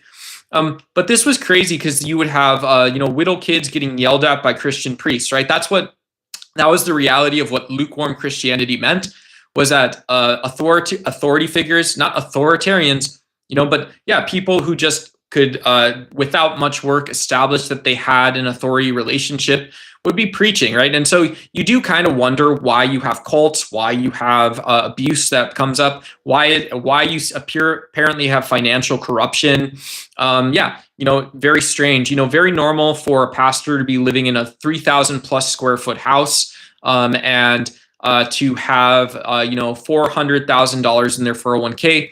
Obviously, that's not defined as excess in a society, but that's already pretty good. Hey, there you go, buddy. You got your house paid off. You got a positive net worth regarding all those things together. The addition signs and subtraction signs. I don't recall that being in the Bible, but there you go. There you go, right? You aren't apartment building in Silicon Valley terms, that's for sure, right? You're not a Silicon cowboy building it up, but there you go. But anyways, yeah, so lukewarm Christians would say, yeah, by and large, the sprawl we create is you got a bunch of these lunatics running around telling youth what to believe from an authority position, and by and large, never attempting to create that cultural in-group culture of accountability, of actually having important discussions about values in the modern sense. That's the other magical thing. Catholics didn't used to zoom out of reality. You could talk to Catholics about social justice regarding energy or resource scarcity crises. Francis Fukuyama, I believe he's a Catholic. I believe he's been vocal about it. But yeah, he's someone who supports liberalism, individual freedom, institutionalism. He supports a lot of the sort of core, easy to understand ideas. He has some more nuanced views on identity. I'm not trying to build him up to be like a kind of like the patriarch of liberalism, but he's been credited with a lot of the discussion that's happened. But Francis Fukuyama himself also, as a Catholic, he would know that you shouldn't have Catholics that don't know what OPEC is, right? You shouldn't have people that claim to know about social justice, but are doing so because it's convenient from the perspective of the Middle Ages. That's not where we live. That's not why people suffer today. And that's also not what Jesus would be talking about. Oh, cool. Yeah, we got deconstruction work going on in chat. Hey, what's going on? Feeling on your booty? Thanks for that message. Pope sitting on 24-carat chair and then asked to abolish poverty. Cool. Pain caused by a preacher sitting, teachers, there's objective morality Christians, but in my 90s when dad was ostracized for having hair, not being masculine enough. Wow, geez, that's tough, dude. Yeah, that's really tough for sure, you know. I don't believe that we should ever be bullying people or telling people who they are, what they do. I don't believe that we should tell people they're like religious tryhards either. But yeah, you know, it is the case that when people are upset, they make rash decisions. People make rash decisions when they're upset. And the reality of it is, yeah, you know, it's 2026. And so you can tell a story or say, I'm not going to tell a story. That's not what humans do. We don't tell stories to ourselves. We don't reason through things. And so all of these things are, yeah, whatever.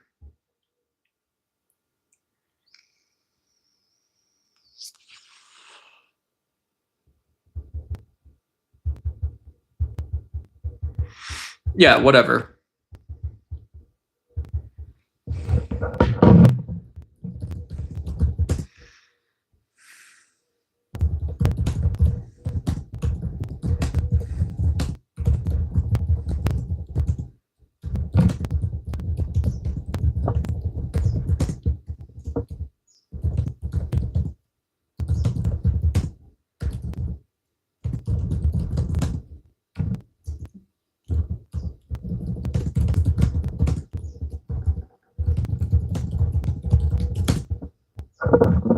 All right. Oh, whoops, what happened? Oh, dang, dude.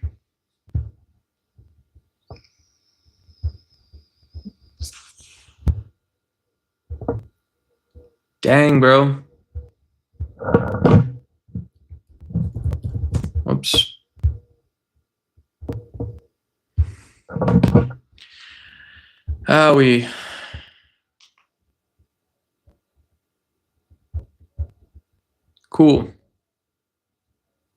Cool. That's the issue with streamers, yeah.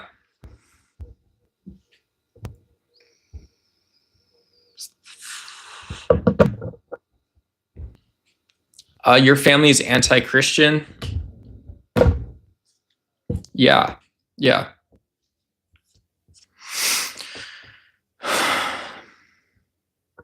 Cool, thank you. Yeah, those are nice things. Those are nice things for people in Arizona like me. People just like me, folks. Oh, man. All right, guys, we're at 3 hours and 30 minutes. I might shut it down for a little bit. Oh, thanks for the support during the stream, brother, sister, person. I really appreciate it. And yeah, let's see. Yeah, I'm not ending it because I didn't hit the super chat goal. I just thought this is also when I would end it. So I will talk to you guys later. And yeah, have a good day. I'll maybe see you guys later tonight. Check out shorts, videos, stuff like that. The grind is real. Cool. Thank you. I appreciate it. Yeah. Go get some sleep or go get a workout in or food, something. I don't know. We'll talk to you guys later.